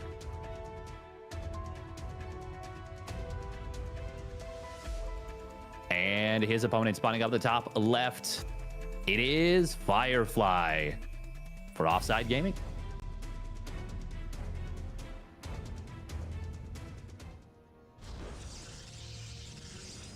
What do you think, Steadfast? We're in game number 3. It's not going to be Proxy Marauder again. In fact, it's not going to be Proxy at all. Does Kelazhur figure out exactly what it is that Firefly wants to do? Does he just play defensively? Does he have some extra level of shenanigans on his own? What do we see here? I mean, it is Oceanborn. It is a more defensive map. Certainly, that's something you got to take into account. But, I mean, it almost feels like you can tell what Firefly is. He's very good at reading, but also we know how he's going to want to play. I mean, likely, yeah. Likely he is going to go for that gateway man style. It's not... I think it's unfair to say it's a foregone conclusion. It's definitely a preferred play style. But I don't think as Kelazhur you can just be like, okay, my opponent is definitely going to go 8-gate charge lot stalker. I think if you play that way, you are getting yourself... You can get yourself into a trap very quickly of getting counter meta. It doesn't mean Firefly won't play that way. I just don't think Kelazhur should super hard metagame it. But we'll see. Maybe he does, and maybe he's got something special prepared for it. But either way, let's we got a little bit of time before the question is answered of what the tech is going to be from both players. Absolutely. So we just get to move on a little bit. I guess the one thing, actually, you talk about tech being answered. The one thing to point out is that Kelazhur is going a little bit more aggressive with his opener, right? It's Barracks, Double Gas, Factory, then your Command Center. It's not a Reaper Expand. This does unlock quicker Widowmine drops. This unlocks maybe Hellion drops if that's what you want to go for. It speeds up a lot of your aggressive timings, which, hey, that makes sense. So maybe if you want to try to kind of sweep the leg from Firefly before he's properly set up. And for Firefly, it's going to be a very quick Twilight. We're not going to see the Stargate we saw in game 1. We're not going to see a quick Robo opener or something. This is pretty much a standard. It's a quicker Twilight. It's actually it's a very quick Twilight coming out of Firefly. It's going to be interesting to see where he goes from there. Yeah, it's pretty fast. It's actually, he didn't cut a gateway unit for it, so it's not like an insanely fast Twilight. Like we've seen Parting after he came back going 1 unit Twilight Council. This was still a double unit before structure, I believe, but it will be a very quick blink. Kelazhur does scout it, and he is going to be looking to still probably go for the Widowmine drop. It is good to go for a Widowmine drop against the Twilight Council opener. Now, if you're convinced that your opponent's going to go 4-gate Blink Stalker, you might do something that Clem kind of pioneered to deal with Max Pax's 4-gate Blink, which is a single Widowmine drop. But he's not up against Max Pax, so it is just going to be that much more standard Hero Marine double Widowmine drop. No Hellion with this, so it's not exactly what I'm describing, but it is still a light pressure build and will be siege tank behind it to 1, shore up his defense against a potential follow-up blink play, and 2, to have a potential for a counterattack a little bit later on. Yeah, the thing that I'm watching as we see Firefly, as the game goes on a little bit, we're gonna have to see how much this drop gets done. And actually, it's gonna get found out. Yeah, Adept's gonna find things. Stalker's behind, so this light pressure from Kelazhur is actually not allowed to move onto the other side of the map. Not yet, and yeah, the Adept's gonna see this anyways. But what I'm tracking is how many gateways Firefly gets and whether he gets the Robo. And the answer is 2 and no for now. He's got Blink just about done, but this is a 2-gate expand build, which I talked to a couple players going into Katowice, and I was told, yeah, 2-gate expand's dead.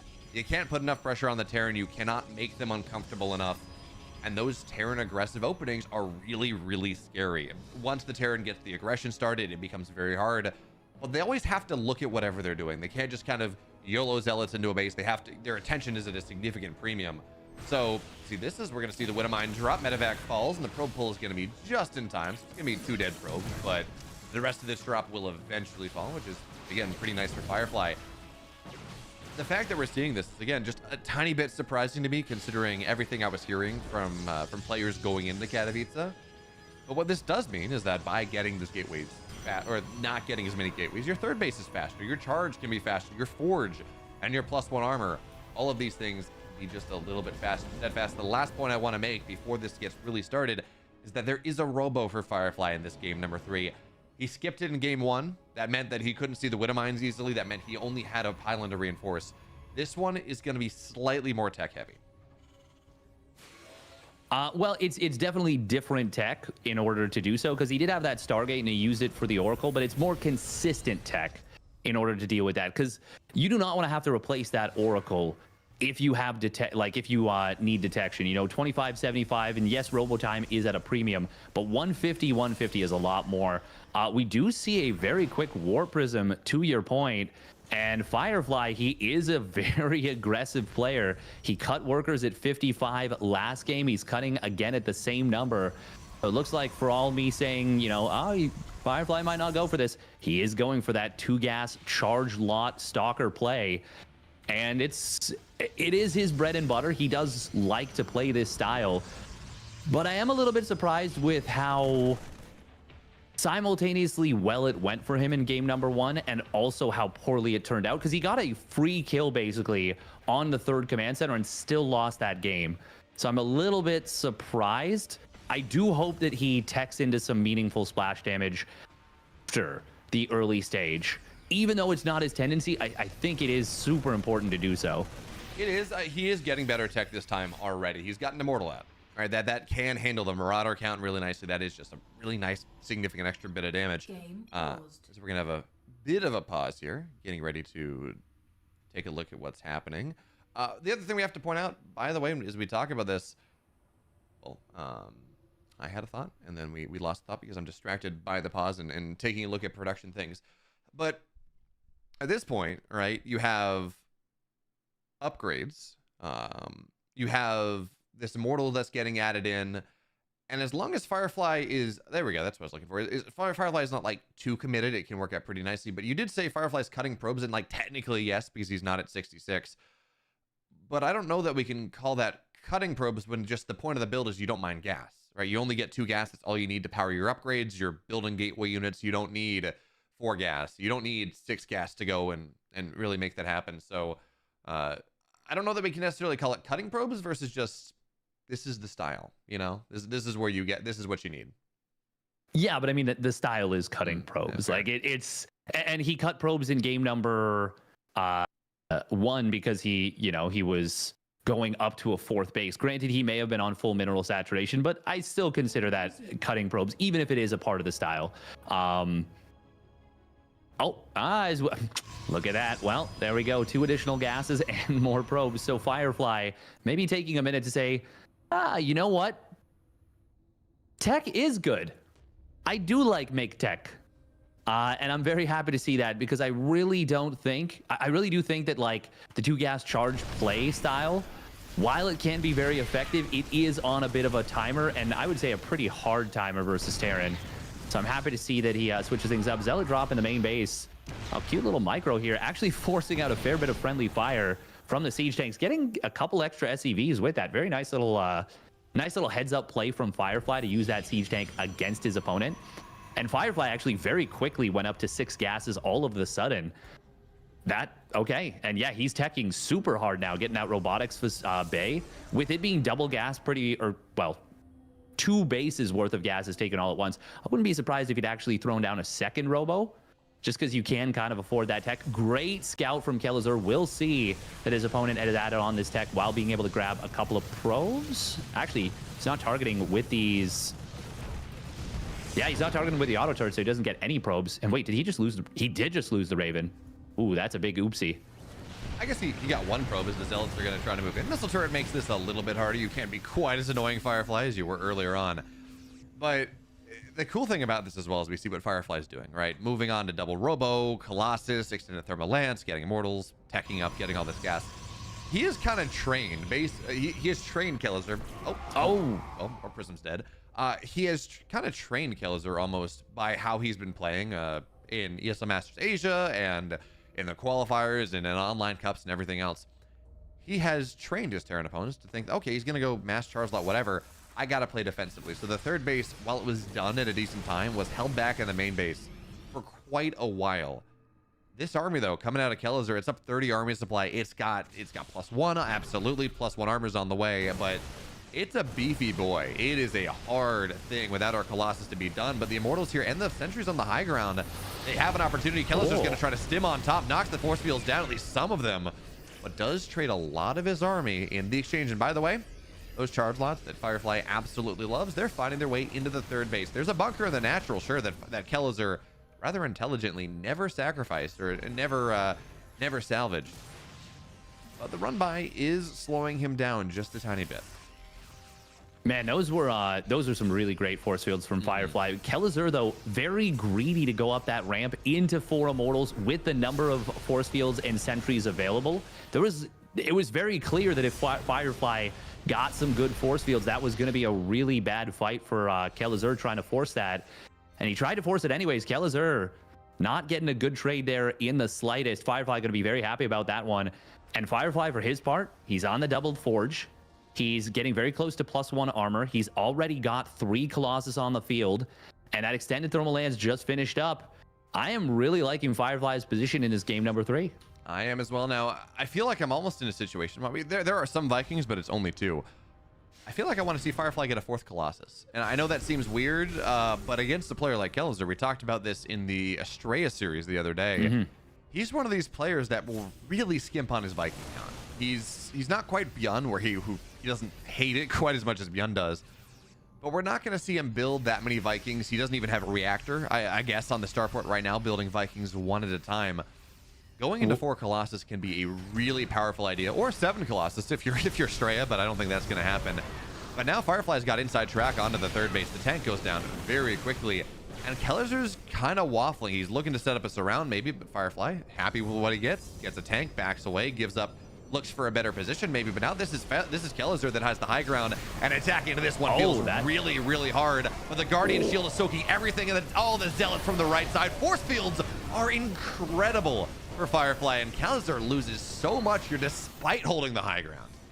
That was an amazing fight from Firefly. We just don't see Protoss players going for Zealot flanks like that. I think it's the one biggest thing missing from Protoss play at the top level in this matchup. But Kelazhur getting absolutely broadsided right there. There's something really interesting about this is this game is, well, it is going to be a bit of a base trade, but I don't know if Kelazhur can really do anything here. He actually doesn't have any SCVs on the map, and there should be no way for him to hold this main base. He will finish up the +2 attack, which is nice, but the army supplies are really heavily in favor of Firefly here. And there it is. GG well played gets called. Something really crucial. I talked about you cannot metagame an opponent. Firefly switches things up. We didn't mention it going into the fight, but I took a cheeky look at the units tab. It was 40 Marines and 16 Marauders for Kelazhur, which is an army that is very much focused on fighting gateway units and is not primed to fight against Colossus. And that's why, in addition to a very well-positioned fight from Firefly, Firefly obliterated that fight. There was so many Marines trying to fight against 3 Colossus, and it was just a very good game plan from Firefly to go so heavy on the tech in that game number 3 and really shunt against the expectations Kelazhur might have had on him. Yeah, absolutely. And also on top of that, it was a 2 upgrade lead. So you have units that don't really fight against your opponent's composition very well. You have upgrade disadvantage. All of it works together to mean that, yeah, Euthermal really could not take the fight. That being said, at the end of the day, it's going to be Firefly in 4th place, I believe, as we take a look at our group stages here. Yeah, Firefly in 4th place, Estrella in 3rd, because Firefly down 1 map. So Serral, Beyond Skillless, Estrella, Firefly, Kelazhur. That's what we have to take a look at, but we have more games on the way. It's going to be Dark and Maru as our final series of the day, Steadfast. I think we have a lobby. Let me see how do we have an ETA. Well, I don't know how quickly we're getting. They're probably waiting on us, so they're probably just about ready to go. Yeah, I guess A stream is done. So yeah, probably gonna get into that one very quickly.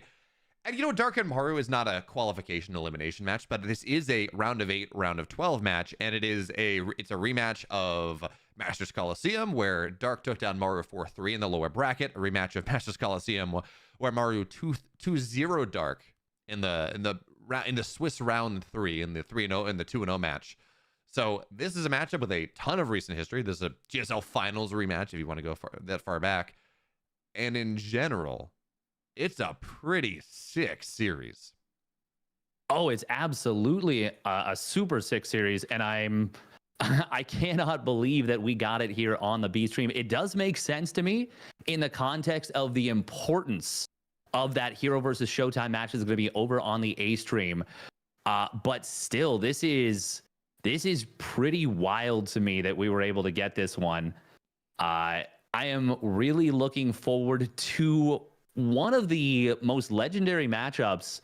Weirdly, people almost sleep on this matchup a little bit because we don't get like stuff like Serral versus Maru very often, and it oftentimes hasn't delivered. Really only one series, maybe two of theirs that has really lived up to the hype. But these two, whenever they play, it is so damn close. They are 25-25 in series. They oftentimes meet in the very late stages of tournaments, many times in the grand finals. Maru has a 6 map lead, but it is dead even in series. And I know it's not necessarily the grand finals, but the difference between finishing in the top, finishing in the top 3 or even second place in your group versus finishing first and getting into that round of 8 is massive. Yeah, no, on top of that, not only, round of 8, round of 12 is a big deal. It means you can, if you start top 8, you can maybe dodge Serral a little bit longer, which is very important. On top of that, you definitely dodge Serral a little bit longer. You dodge him until at minimum the semifinals. Exactly. Like that's a huge deal. Whereas you could potentially face him in the quarters. Not to mention the fact that there are some really dangerous players in those 2-3 spots. I don't care if you're Dark or Maru, you do not want to run into Clem in the round of 12. You do not want to run into Beyond or Solar or Gumiho or even Cure. Like I do think that it's very likely that whoever wins this series, actually no, you can still drop down to 3rd place. If one of these players gets 2-0'd and Hero wins his match 2-0, he will absolutely supplant them for 2nd place in the group. So even, players like Cure, Solar, Beyond are very dangerous on their days. Not to mention the fact that you would have to play another series right after that, and you don't get to rest. Like, this is a huge stakes match. If you look at the schedule, you get about 30 minutes, right? And maybe you get a little bit longer because it depends on because we run round of 12 sequentially, but you're right. You don't have the rest of the day to sit there and digest what your opponents are doing, to go take a look at their things and prep. It is a significant advantage to move on to the round of 8, not only just because, again, you're in the round of 8, right? That's more prize money, it's more of everything else. So to keep you all updated, right, just so we're clear, we have players in the lobby. Alcyone for a TVZ is map 1, which is just, I love this map. I love this matchup on this map. It's so good.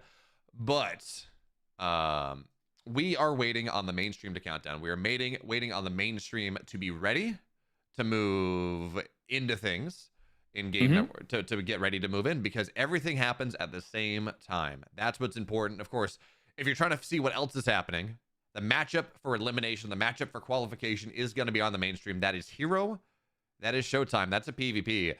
And if Showtime makes playoffs out of the group of death, that'd be incredible. Yeah. It'd be amazing.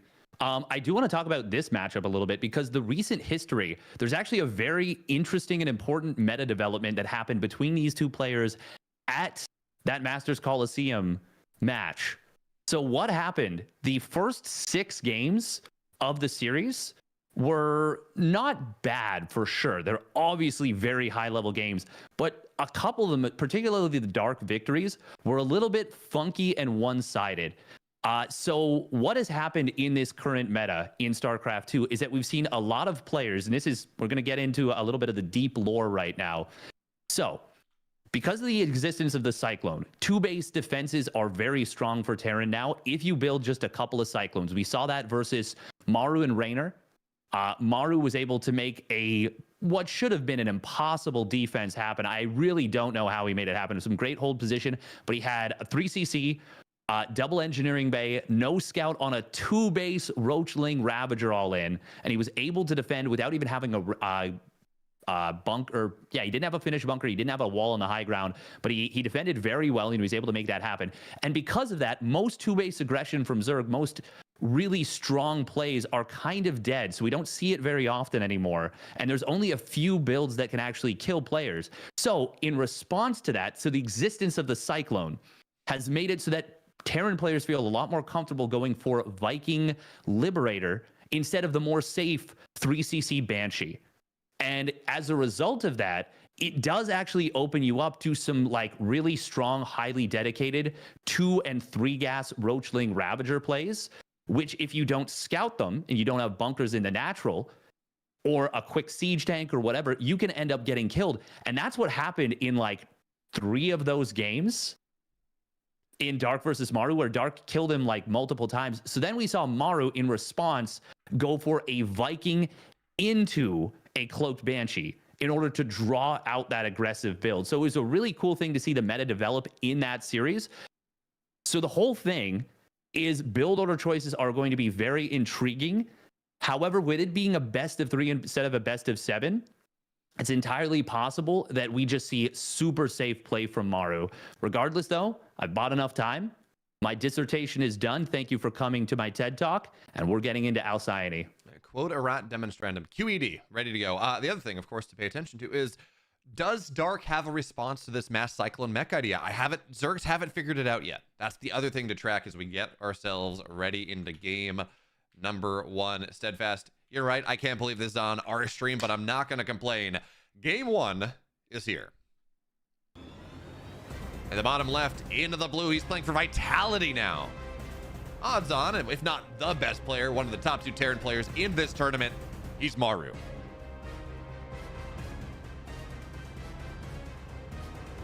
And his opponent spawning up at the top right, the final boss, and the final boss of this Group D.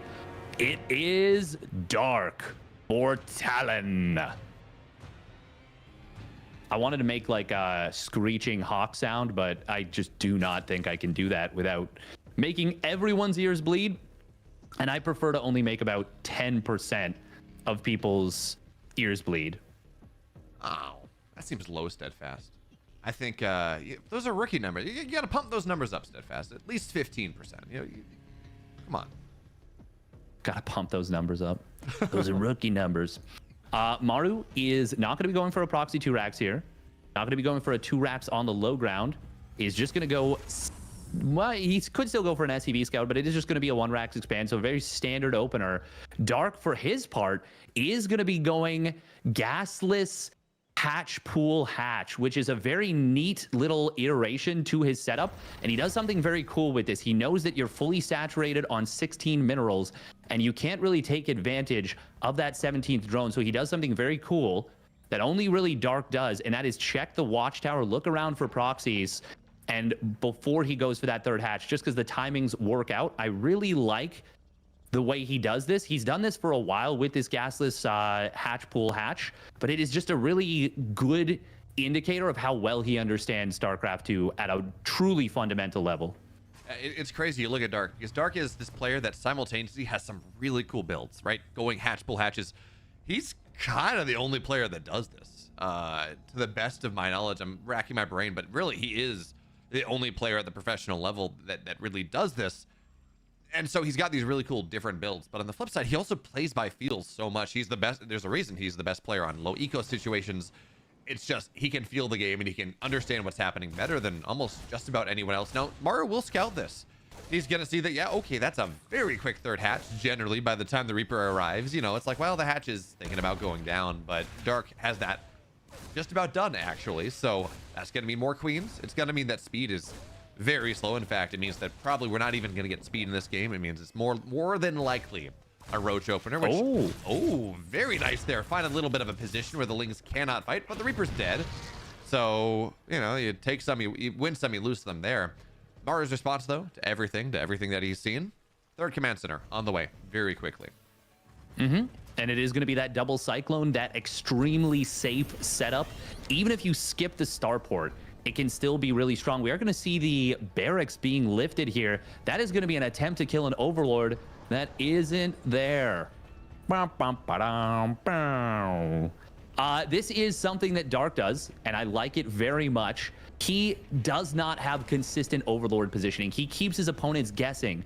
And that is kind of the thesis of how Dark plays StarCraft II at a fundamental level. He is one of the most unpredictable players in all of existence, really, from the beginning to end of StarCraft II's lifespan, even all the way back to Wings of Liberty. Trying to predict Dark it's just not an easy feat. But Maru going to be going for an insanely greedy setup off of this. And this is the way that Cure actually played right out the get-go versus Serral on this map when the Cyclone patch dropped. Very nice micro with the Cyclones, by the way, getting a lot of damage onto that one Queen. Oh my god, he almost kills the other. There's no transfuse available, and there's no Ling speed. Just 2 Cyclones and 2 Hellions are putting some real hurt on these Queens. He's going to get 3 Queens very quickly. He's going to get a 4th Queen. Cyclones, he's gonna Attack get of the Clones. It wasn't TVT, it's TVZ. He's gonna get the 6th. Oh my what the god. And he keeps him alive. I talked he's not Hey, there's the Queen. Finally. With a sniper rifle from across midfield. That is 6 queens. That is 900 minerals. Dark right now, he's got 1 queen on the map. He doesn't have any creep spread anymore. He cannot spread it outside of the tumors that he has. He cannot inject. He doesn't have that one. And by the way, on top of everything, he's building 5 overlords. He's so heavily supply blocked. I'm not saying Maru just won the game steadfast, because clearly there's more to play, but he has built such a massive advantage into this game number 1 that it is going to be a difficult thing for Dark to deal with. He was forced to build a lot of Lings to handle this, and these Lings are useless. I mean, they're going to maybe get some damage on the Hellions because they're forced into a corner, but these are speedless Lings, and if they ever have speed, that's going to be like a hive speed timing. It's just kind of wasted larva, wasted money at this point that Dark would rather have not had to spend. Yeah, this is a disastrous situation for Dark in this game 1. Do not let the supplies fool you. That is roaches. We're looking at the worker count. We're looking at the timing of the upgrades, the timing of the armory, the fact that Maru got away with one of the greediest builds you can pull off, period. And Dark, while he is the king of comebacks from impossible situations, and I like very much that he goes for a gold base behind us, because that is the kind of thing that can bring you back into a game like this. He is going to have to either A, find a miraculous engagement, or B, win this game in a very long-term setup. In fact, Maru's 1-1 is done. Dark just finished up his double Evo and has yet to start his own 1-1, and Maru can go straight into the 2-2. Actually, no, he can't at the moment. He doesn't have the gas, but as soon as he gets a little bit more gas mining, he can start that 2-2 up. Yeah, and this is horrifying, right? 1-1 Roach is pretty solid. Generally, you get the 1-1 Roach upgrades a little bit slower than the bio, but you hit with them. Dark has so much time where he's not going to have those upgrades, and Maru will, where he doesn't have an aggressive option. So taking the gold base is really nice, as you said. But I think the second thing we need to see here, we need to see that infestation bit. Like, just, you get enough roaches to stay alive. That's very important. But you get up to hive as quickly as possible. You get those fungals as quickly as possible. You just batten down the hatches here and hope that Maru doesn't kill you, because that's kind of the state of the game right now. Again, Dark's up. Sure, he's up 30 supply. But as you said, Steadfast, those are roaches. It's not nearly as relevant. So, Maru, he can be as aggressive as he would like to be. And I do want to point this out, by the way. Dark, he's actually not fully saturated on the 3rd base. He took the gold base and immediately saturated the 4th base in advance of the 3rd, because, again, that's what's really important. These roaches, again, they can't really fight very well. They don't have their upgrades. And behind this, speed's on the way. So Dark is getting himself into that late game. Roaches are just this mid, or not this late game, but getting prepped for the transition. Roaches are a mid-game tech, absolutely. But they're not all that incredible later on, and with the situation that Dark's in, rushing into lurkers is probably not the move. So link speed on the way. We should see a Baneling Nest eventually as an Overlord goes down on top of the Queen. Maru doesn't lose, barely loses anything. And he's just having his way with Dark on the map. Dark's going for an all-in. Yeah, Dark's going for a huge Roach Ravager Ling all-in. He's adding Ling speed in order to reinforce this more powerfully. He's going to have the gold base to provide a lot of money, but he is absolutely committing to this attack. 1-1 is going to complete. 2-2 not yet done for Maru. He does have the combat shields done. There are very well-placed tanks, but this is going to be a massive hammer blow coming in from Dark. We have the Ravagers trying to get in on top of these tanks. Corrosive Vials a little bit late. There is a very broad sweeping attack, but the SimCity going to help out Maru a ton. However, a lot of SCVs already going down. There is a lot of supply on the other side of the map, so it will be a counterattack from Maru. But can he hold? The siege tanks are starting to fall. One of them on the bottom side going down. Another one going down as well here. Dark actually has a huge attack and really experiencing a lot of success. 35 SCVs go down. And with how many SCVs Maru had gone up to, we went up to like 80. He is actually still very much competitive in this game, but the greed of Maru might end up being his undoing here. Dark will defend against this drop on the other side of the map. Maru, though, the insane greed almost lost him a 1-game versus Raynor yesterday, and it 2 days ago, and it's very nearly costing him here in this game number 1 versus Dark in a similarly advantageous situation. Now, he is going to get forced back from this base. 2-2 starts up for Dark, but that attack was a dream scenario for Dark, and I don't even think he lost. Yeah, he didn't lose like even a single drone on the other side of the map. He's only lost 1 in this game. Dude, this and is that was fine. at the very beginning. This is fine for Maru right now because, yeah, he didn't lose a drone. He lost the gold. All right, Maru, his economy is still fine. He's got this big upgrade lead. The supplies, yeah, they're in favor of Dark, kind of. But again, these are roaches.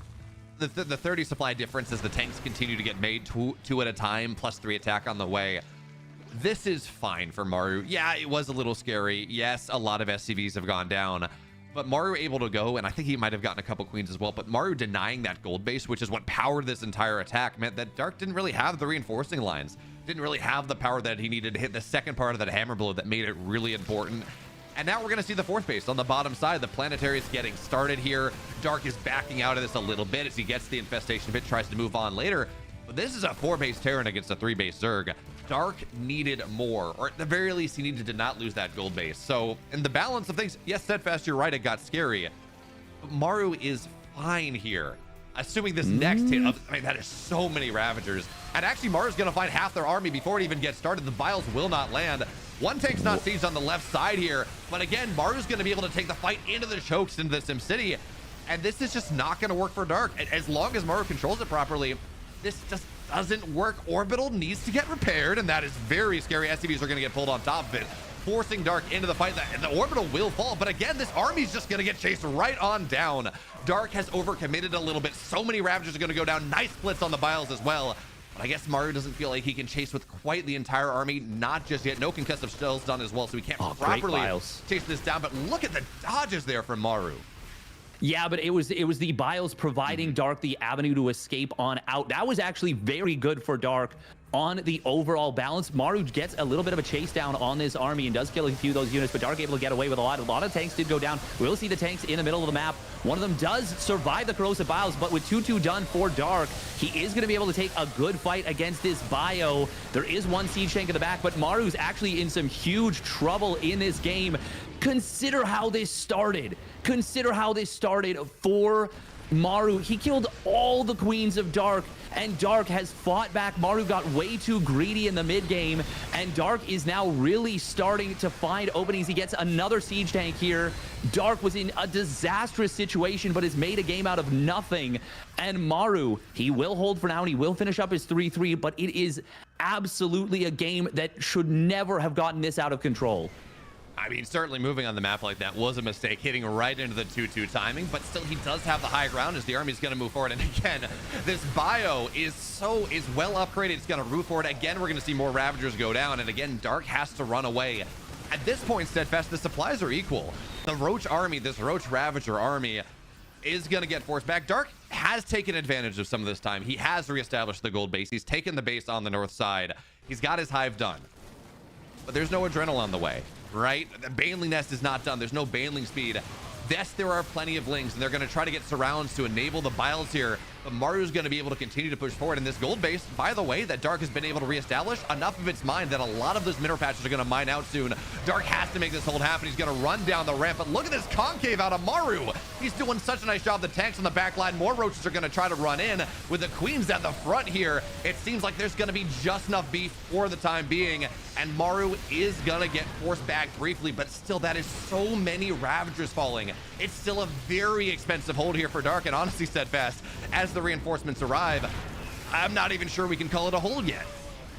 No, this is still looking very good for Maru, and GB gets called by Dark right there. Maru, even though he wasn't able to close out the game in a clean, easy way, he's still able to get the job done.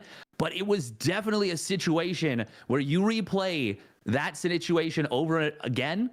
You know, Maru identifies what Dark is going to be doing. He doesn't build so many SCVs. He doesn't take that fourth command center as greedily as he does. And he is able to pump a little bit more bio units, maybe a couple of bunkers on the third and on the natural. And that attack never gets scary.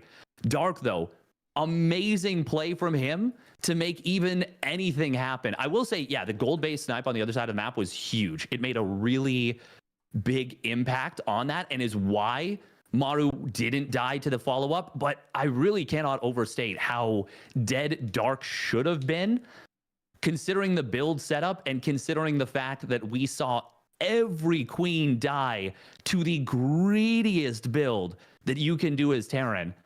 The fact that Dark even makes that look close is very impressive, but also Maru, he's got to chill a little bit on some of that greed.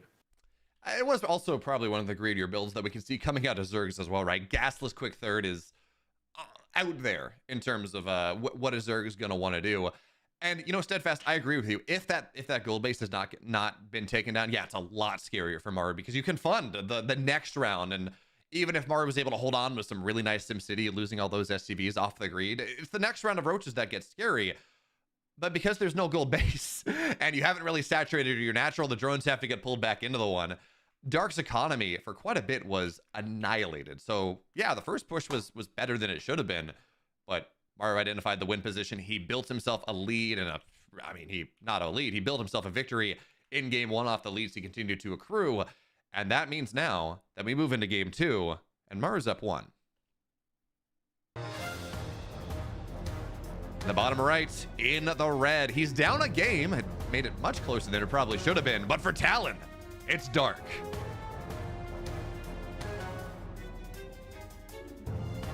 And his opponent spawning up in the top left gets a lead, gets in trouble, gets the lead back, and manages to micro his way to victory. One map away from locking up Group A and a round of 8 berth. It is Maru.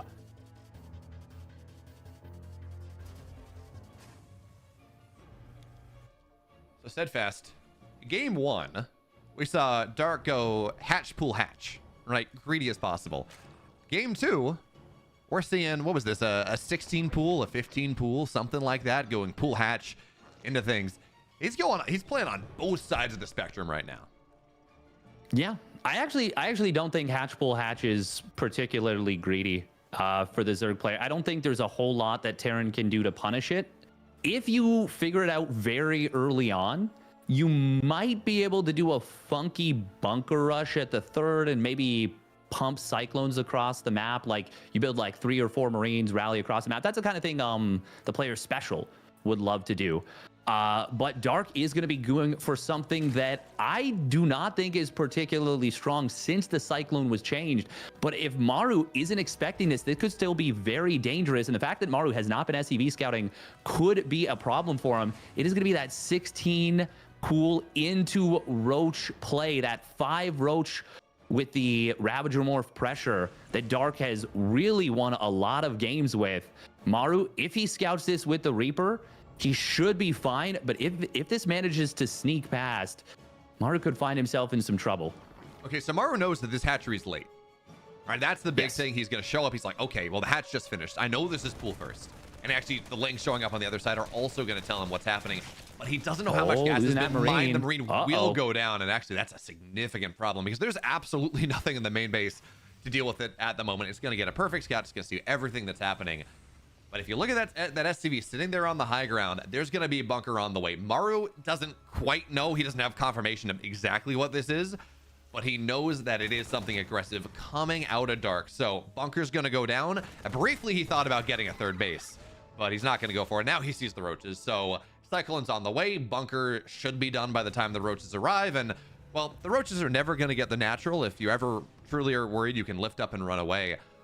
This is looking pretty solid for Maru. And I said, you know, pantomiming the third base, he's got it on the way anyways. He is very confident in his ability to hold this.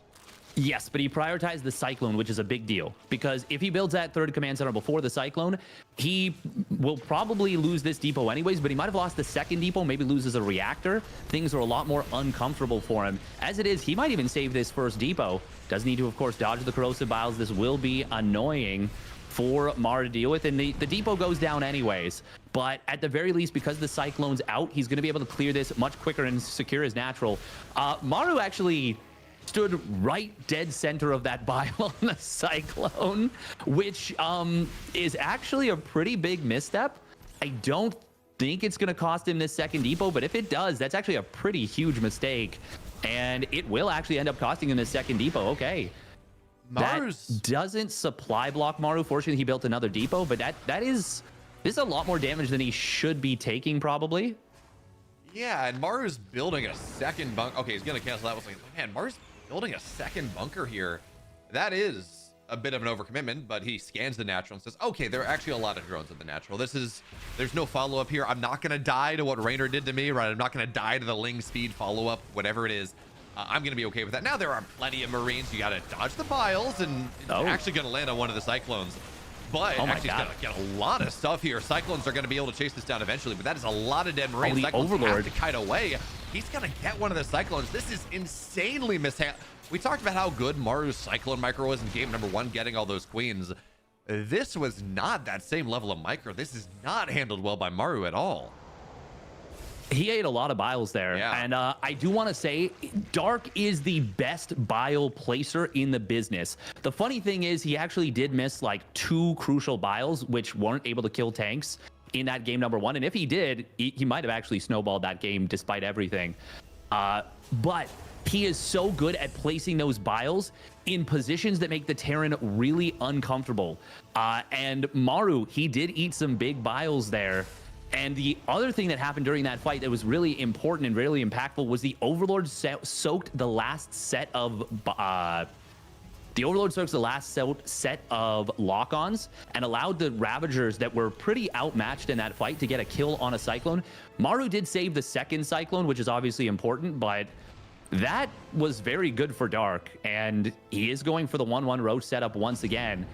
If Maru goes and has a similar situation as game number 1, oh no, and the Dark executes a 1-1 roach timing the same way he did, this is looking very scary for Maru in about 2.5 minutes. Now he does scout that more roaches have been built, but I'm very worried for Maru if he doesn't sniff this out very soon, because he actually doesn't have like any production for barracks. He's just now got his second and third barracks finishing up. Good micro with these Cyclones, though, doing a really good job.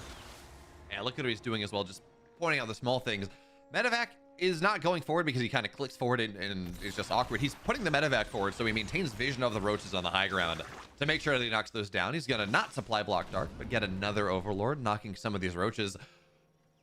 But Dark, while he's not faking this 1-1 roach timing, he is also opening up opportunities to go further into this game. We're going to see the infestation pit halfway done.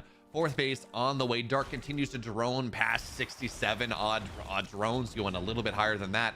This does have attack potential, and Dark may try to take advantage of that in some way, but he's also getting himself ready for the transition. This is not committed 200 supply, let's go, I got a ton of roaches. This is, I'm gonna have a lot of roaches. They're a strong mid-game unit, a strong composition on 1-1, but I'm gonna get a 7-minute hive, right? I'm gonna start my hive at 7 minutes. I'm gonna get a Baneling nest. I'm gonna move into ultras probably behind this, and I'm gonna develop myself into a late game that you just cannot match. Yeah, that's the general idea, and that is what makes Dark such a versatile and scary player. Is trying to tell the difference between one or the other is so difficult, and that's why Maru did what he did in game number 1, and that's why he opened himself up to the potential of dying to an attack that really didn't feel like it was going to have the teeth it did. It's because of exactly this that Dark does. He plays so unpredictably. And you can scan, you can figure out sometimes what is going on. Usually the easiest thing is to scan for the hive.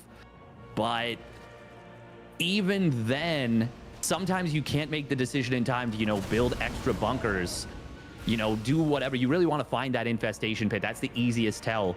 But Dark, he's going to be heading to that next stage of the game. Maru clearing up a little bit of creep here. But we have got ourselves a nice little macro game getting geared up for on site Delta, and that is definitely what I'm here for. Yeah, no, it's gonna be interesting to see where the game goes. Now, okay, that's a great scan. Maru sees the infester, and you have to be so careful when Dark is playing this style. So the goal is to get into Hive as quickly as possible, to get Adrenal Glands as quickly as possible, to get into Vipers, to maybe add an Ultra Cavern if that's what you want to do. It's all about getting into the tech that can finally kill the Terran. And part of that is getting these 2 infestors. They start with fungals immediately, and Dark is so good at dropping 2 fungals on the double drop. It all dies very quickly because you've got roaches, you got biles, you got fungals, and then the Terran loses all momentum on the map. It is free for the Zerg to get into the late game for the most part at that point. Dark's aware, or Maru's aware of this. He drops the scan. He knows the tech that's there. Theoretically, he's not going to overcommit with his army. He's going to know that there are infestors on the map. He's not going to get caught out by something. And that's pretty important. He's going to try to stim onto the right side base. There's infestor on the high ground, but I think he's going to get this base in time. Fungal's going to get dropped. He dodges half of it, and like 3 Marines go down. Sure, fine. The base is dead. Nice move there, Maru. Yeah, that was a very good move from Maru. Usually as Zerg, you're used to double drops being on the map and being a nuisance. You're not used to that much bio going all at once. I do like this spotter roach, by the way, from Dark, and good job. He's actually very quick to pull that one back. But yeah, Maru with an unexpected move. Dark was not prepared for the 4 medevacs. If that was just 2 medevacs and he's in position with those units, he might just save the hatchery. But the amount of DPS that was in that army was obviously double, and maybe even more than double with the Marauders. I'm actually not sure how the math would work out exactly, but it was high DPS army, much higher than he was expecting. And Maru snipes off the 5th base. Good job while he secures his 4th. I do like this very much for Maru with that pickoff. Dark certainly not out, but now does fall maybe a little bit behind as he tries to gear up for a big break before the ghost count gets too high. It's really important to point out that Maru, it's 10 minutes in, he's adding those ghosts in. Not only are they good against the infestors and the roaches, of course, but as we see chitinous plating get started, as we see +3 armor on the way, having these ghosts is so important to deal with this quick ultra tech that Dark has gone for. And the fact that we're going to have ghosts out on the map by the time ultras are fully fighting strength, or even just on the map in the first place, makes this thing that Dark has gone for, right? 7-minute hive getting started, moving into a quick ultra cavern, everything else. It takes a lot of the strength out of his. Now Marines are going to try to chase down these overlords. That's cute. They will die, but hey, they're going to find a bunch of overlords, shutting down at least some of the map vision that Dark's trying to establish. I am really curious if they saw, okay, they did. He's building more turrets. They saw the bunch of overlords coming. Dark is going for a huge Ling and even Bane Doom drop, it looks like. We do have Vipers on the left side. Maru purposely cutting 3-3 in order to get some of those ghosts to deal with that ultra timing you're talking about. It is a very scary timing. Vipers looking for something, but there are some Vikings out. Will deflect this. The additional missile turrets in the main is going to help out a lot. Oh, and we got a spotter missile turret before this.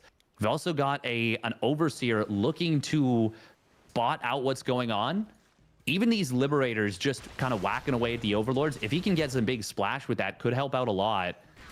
Maru so far doing a really great job of checking the moves of Dark, and Dark wisely going to give this up. You do not want to just throw away, what is that, like 40, 50 Lings and a fair number of Banes? Not to mention the fact that the dropper lords themselves are not cheap either. That's 125, 25 on each one. What is that? Total math. Is that right? 625, 125? Yeah. I can tell you the gas counts, right? Because that's the only math I did in my head. At this point, though, yeah, we're moving on just a little bit. Banelings will fall. Widowmine goes off, or they kill the Banelings at the same time. Maru's going to start to look for his 5th base, which is where Site Delta gets a little bit more awkward. Lings are going to look for the surround. Widowmines are decent, but not incredible.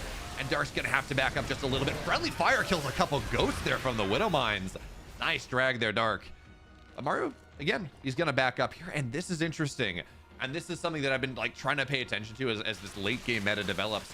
There's a greater Spire on the way, but there have been a lot of games Steadfast recently where, yes, a greater Spire is being made, but we actually never see a Broodlord get made in this matchup because they're only good on the impact damage anymore. Widow Mines are just barely not gonna get anything. Man, that Widow Mine was the shyest Widow Mine I've ever seen. That Widow Mine just flirted with you across the bar for like 2.5 hours, and you're just like, so like what's going on here? And then they're like, well, I'm just here to dance. And you're like, okay, that's okay. You do you, Widow Mine. You do you. Is it flirting or just friendly? Yeah, yeah, exactly. Just a little friendly, but sometimes we do have those friendly fire situations. Infester. Ooh. Dark does have this bird Infester, and he's got it very early. This is something Dark or Maru may not be anticipating. And of course, fungal growth, surprise fungal on those ghosts can be very difficult to deal with. We got another Infester here. Nukes coming on down. They're both really powering in very smart and reactive ways. Dark, he does have a huge mineral bank. I don't know if going for a big bust on a planetary is necessarily the best call, given how good Maru's economy already is. He's going to Blinding Cloud, a missile turret, and a siege tank, and the planetary for that matter. Oh, that's cute. He blew up the Banelings so that they killed the orbital, but that was so many Banelings to kill that. Yeah. I do not think that was necessarily worth. No, it takes, what is it, 21 Banes to kill a planetary with the recent changes, which is, it's a lot of Banes. He blew up a lot more than that. And he's gonna lose a base on the, certainly losing it. He's not mining from it yet, but certainly losing his base on the left side.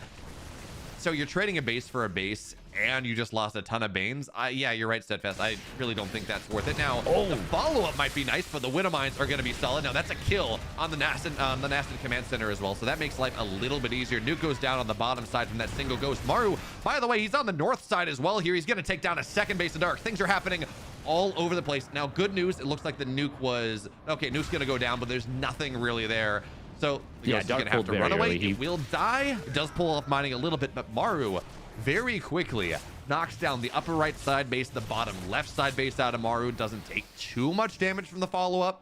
And again, we're getting into Maru's office. This is where he has made a name for himself over the last couple years as being this Terran player that, you know, going into last Katowice, if you let him go to 25 minutes as a Zerg, you are not winning that game.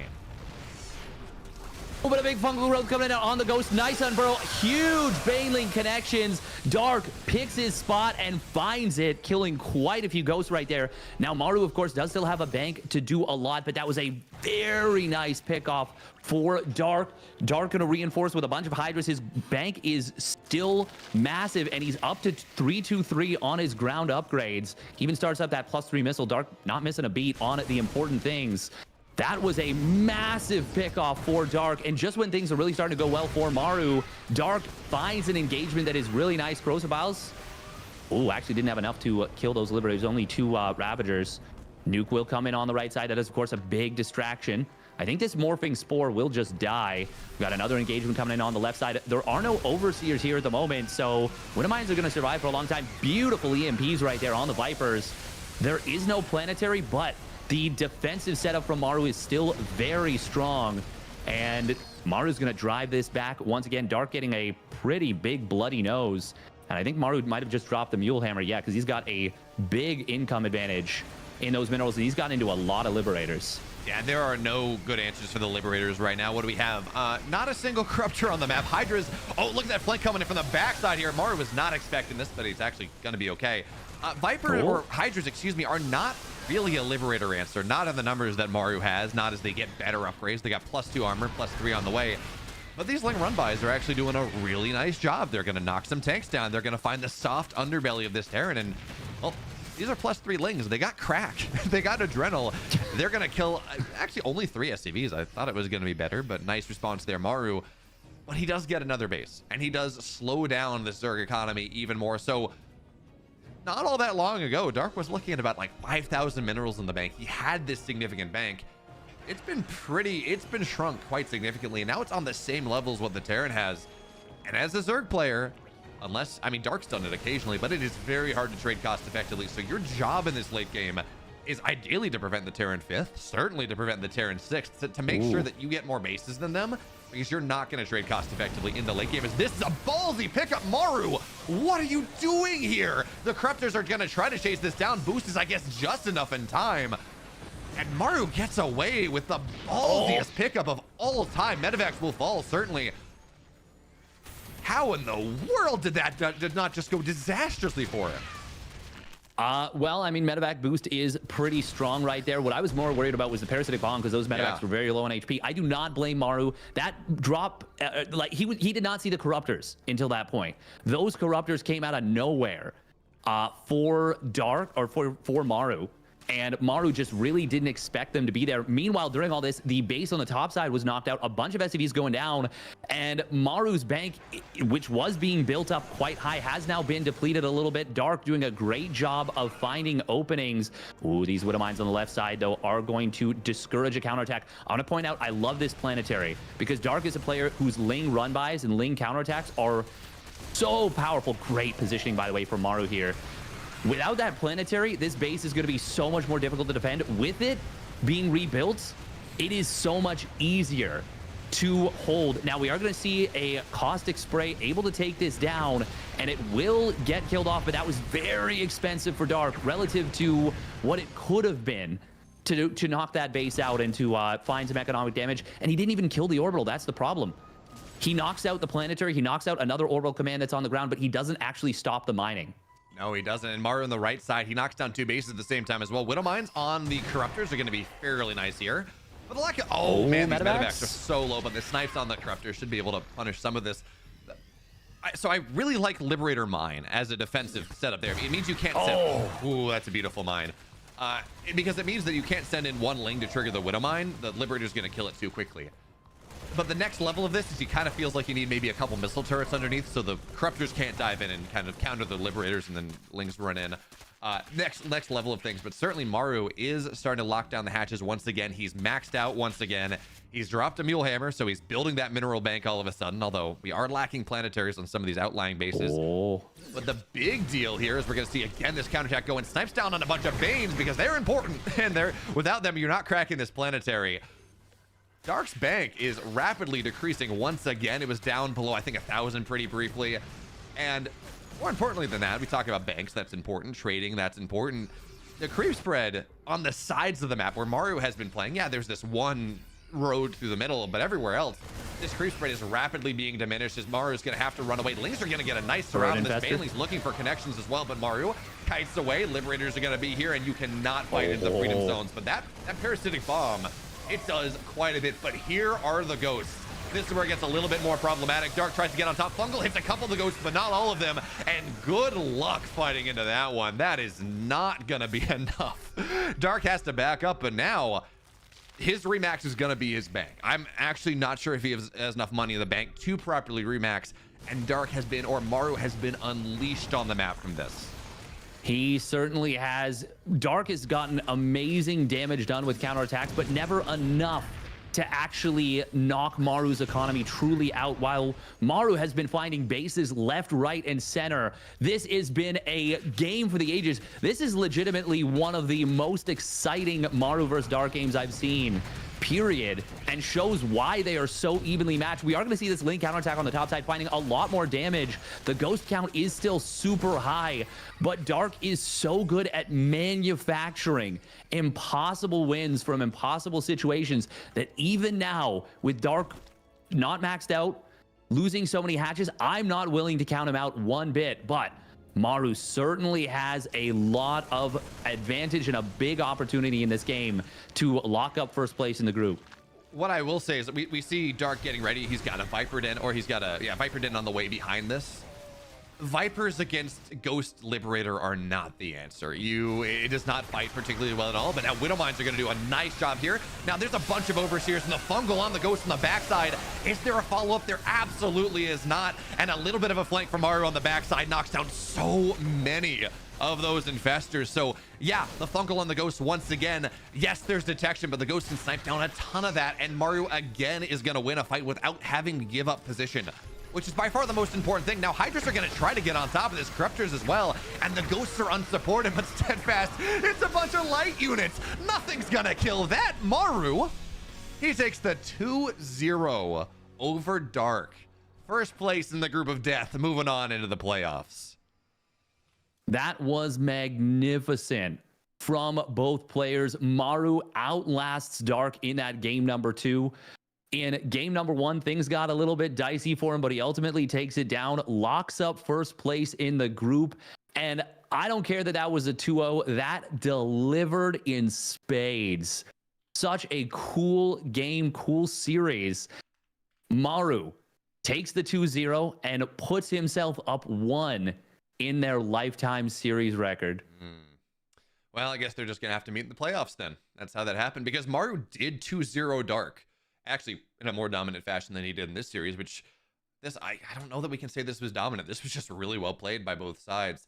But he goes and he beats Dark 2-0 in the group stage, and then then Dark drops him out of the tournament 4-3 in the playoffs in Masters Coliseum recently. Granted, feels weird to say, but that was only a $42,000 tournament. This is a $500,000 tournament. The stakes are just a little bit higher, and now what has me more excited than anything else is to see what our brackets gonna be. Now that's not something, unfortunately, that Steadfast and I will be able to furnish you with, because they're gonna have to do the group draws. I think I'm actually not quite sure how that works, and that is gonna be over on the mainstream. So Steadfast, what this means now is that I believe all of our groups have been decided. Showtime, unfortunately, will lose to Hero. So you talked about this yesterday. The 3 Koreans of the group of death, they advance. It's Maru, it's Dark, it's Hero. Rainer, after a pretty rough start, finds himself in 4th place. Not enough to move on, but certainly after how bad the first 2 days were,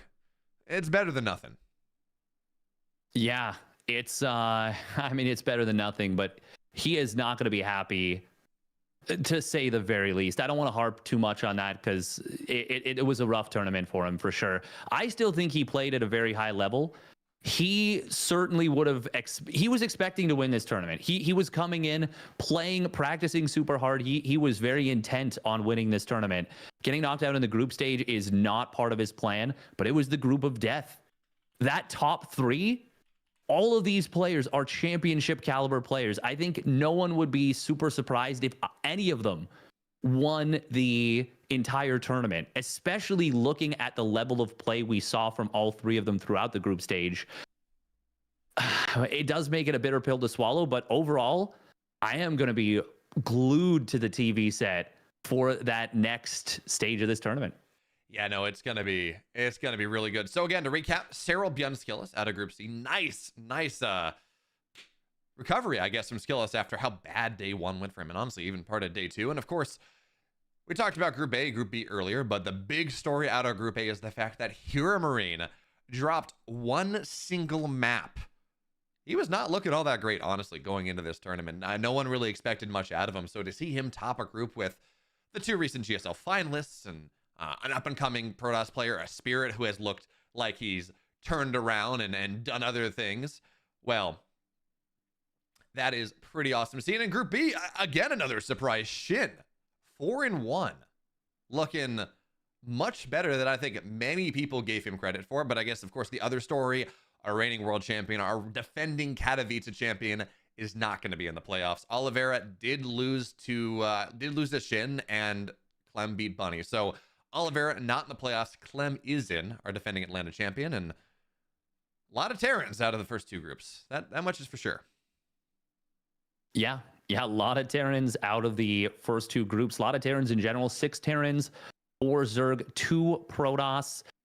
For me, I'm a little bit sad that Estrella didn't manage to make it into the playoffs. I'm very happy for Skillis. Skillis is an awesome lad, one of the nicest kids in the business, but I mean, so is Estrella. They're such sweetie pies. But I was really excited to see what Estrella could do in the playoffs. Skillis, though, if he gets a decent draw, like if he ends up against, I mean, is there a player that I would want to see him up against for his sake? So he's either going to play Solar, Cure, or Dark. I mean, regardless, it's a super high tier event, super high level event. these matches are going to be bangers. We are obviously finished up here, but the A stream is going to continue, and the round of 12 will be played after those group matches are, after those matches are drawn. So, you know, or I guess 4 of Dark, Hero, Solar, Gumiho, Cure, Clem, Beyond, and Skillis will be wrapping up their tournaments, and the other 4 will make it into the round of 8 to face off against Hero Marine, Shin, Serral, or Maru. I am just so excited to continue watching this. Yeah, honestly, I'm honestly almost happy we're done. Not quite, because I do enjoy this and this is awesome, but it just means I get to sit on my couch now and watch some incredible StarCraft, because what Katowice does more than anything else is it gives us incredible games. It gives us awesome stories, even if the storyline is not what we expected. Oliveira making this incredible Cinderella run. Oliveira now not in the playoffs. Stark Clem squeaking in by the skin of his teeth, but finally making a Katowice playoffs after falling short so often. Can he continue? Does Serral drop a map? He's looking very good. And the games, well, they're just gonna get better. So Steadfast, we're just about done here. Any final thoughts? Thank you very much to the players. Of course, thank you to ESL for having me on. And man, oh man, I am just so excited to see what these guys do in the next stage of the tournament. Yeah, it's going to be a good one. So for myself, for Steadfast, for everyone at ESL that is making this tournament, thank you so much for joining us on the B stream, on the other side streams, but it's the A stream from here on out. We're going to send you over pretty quickly. But for now, stay safe.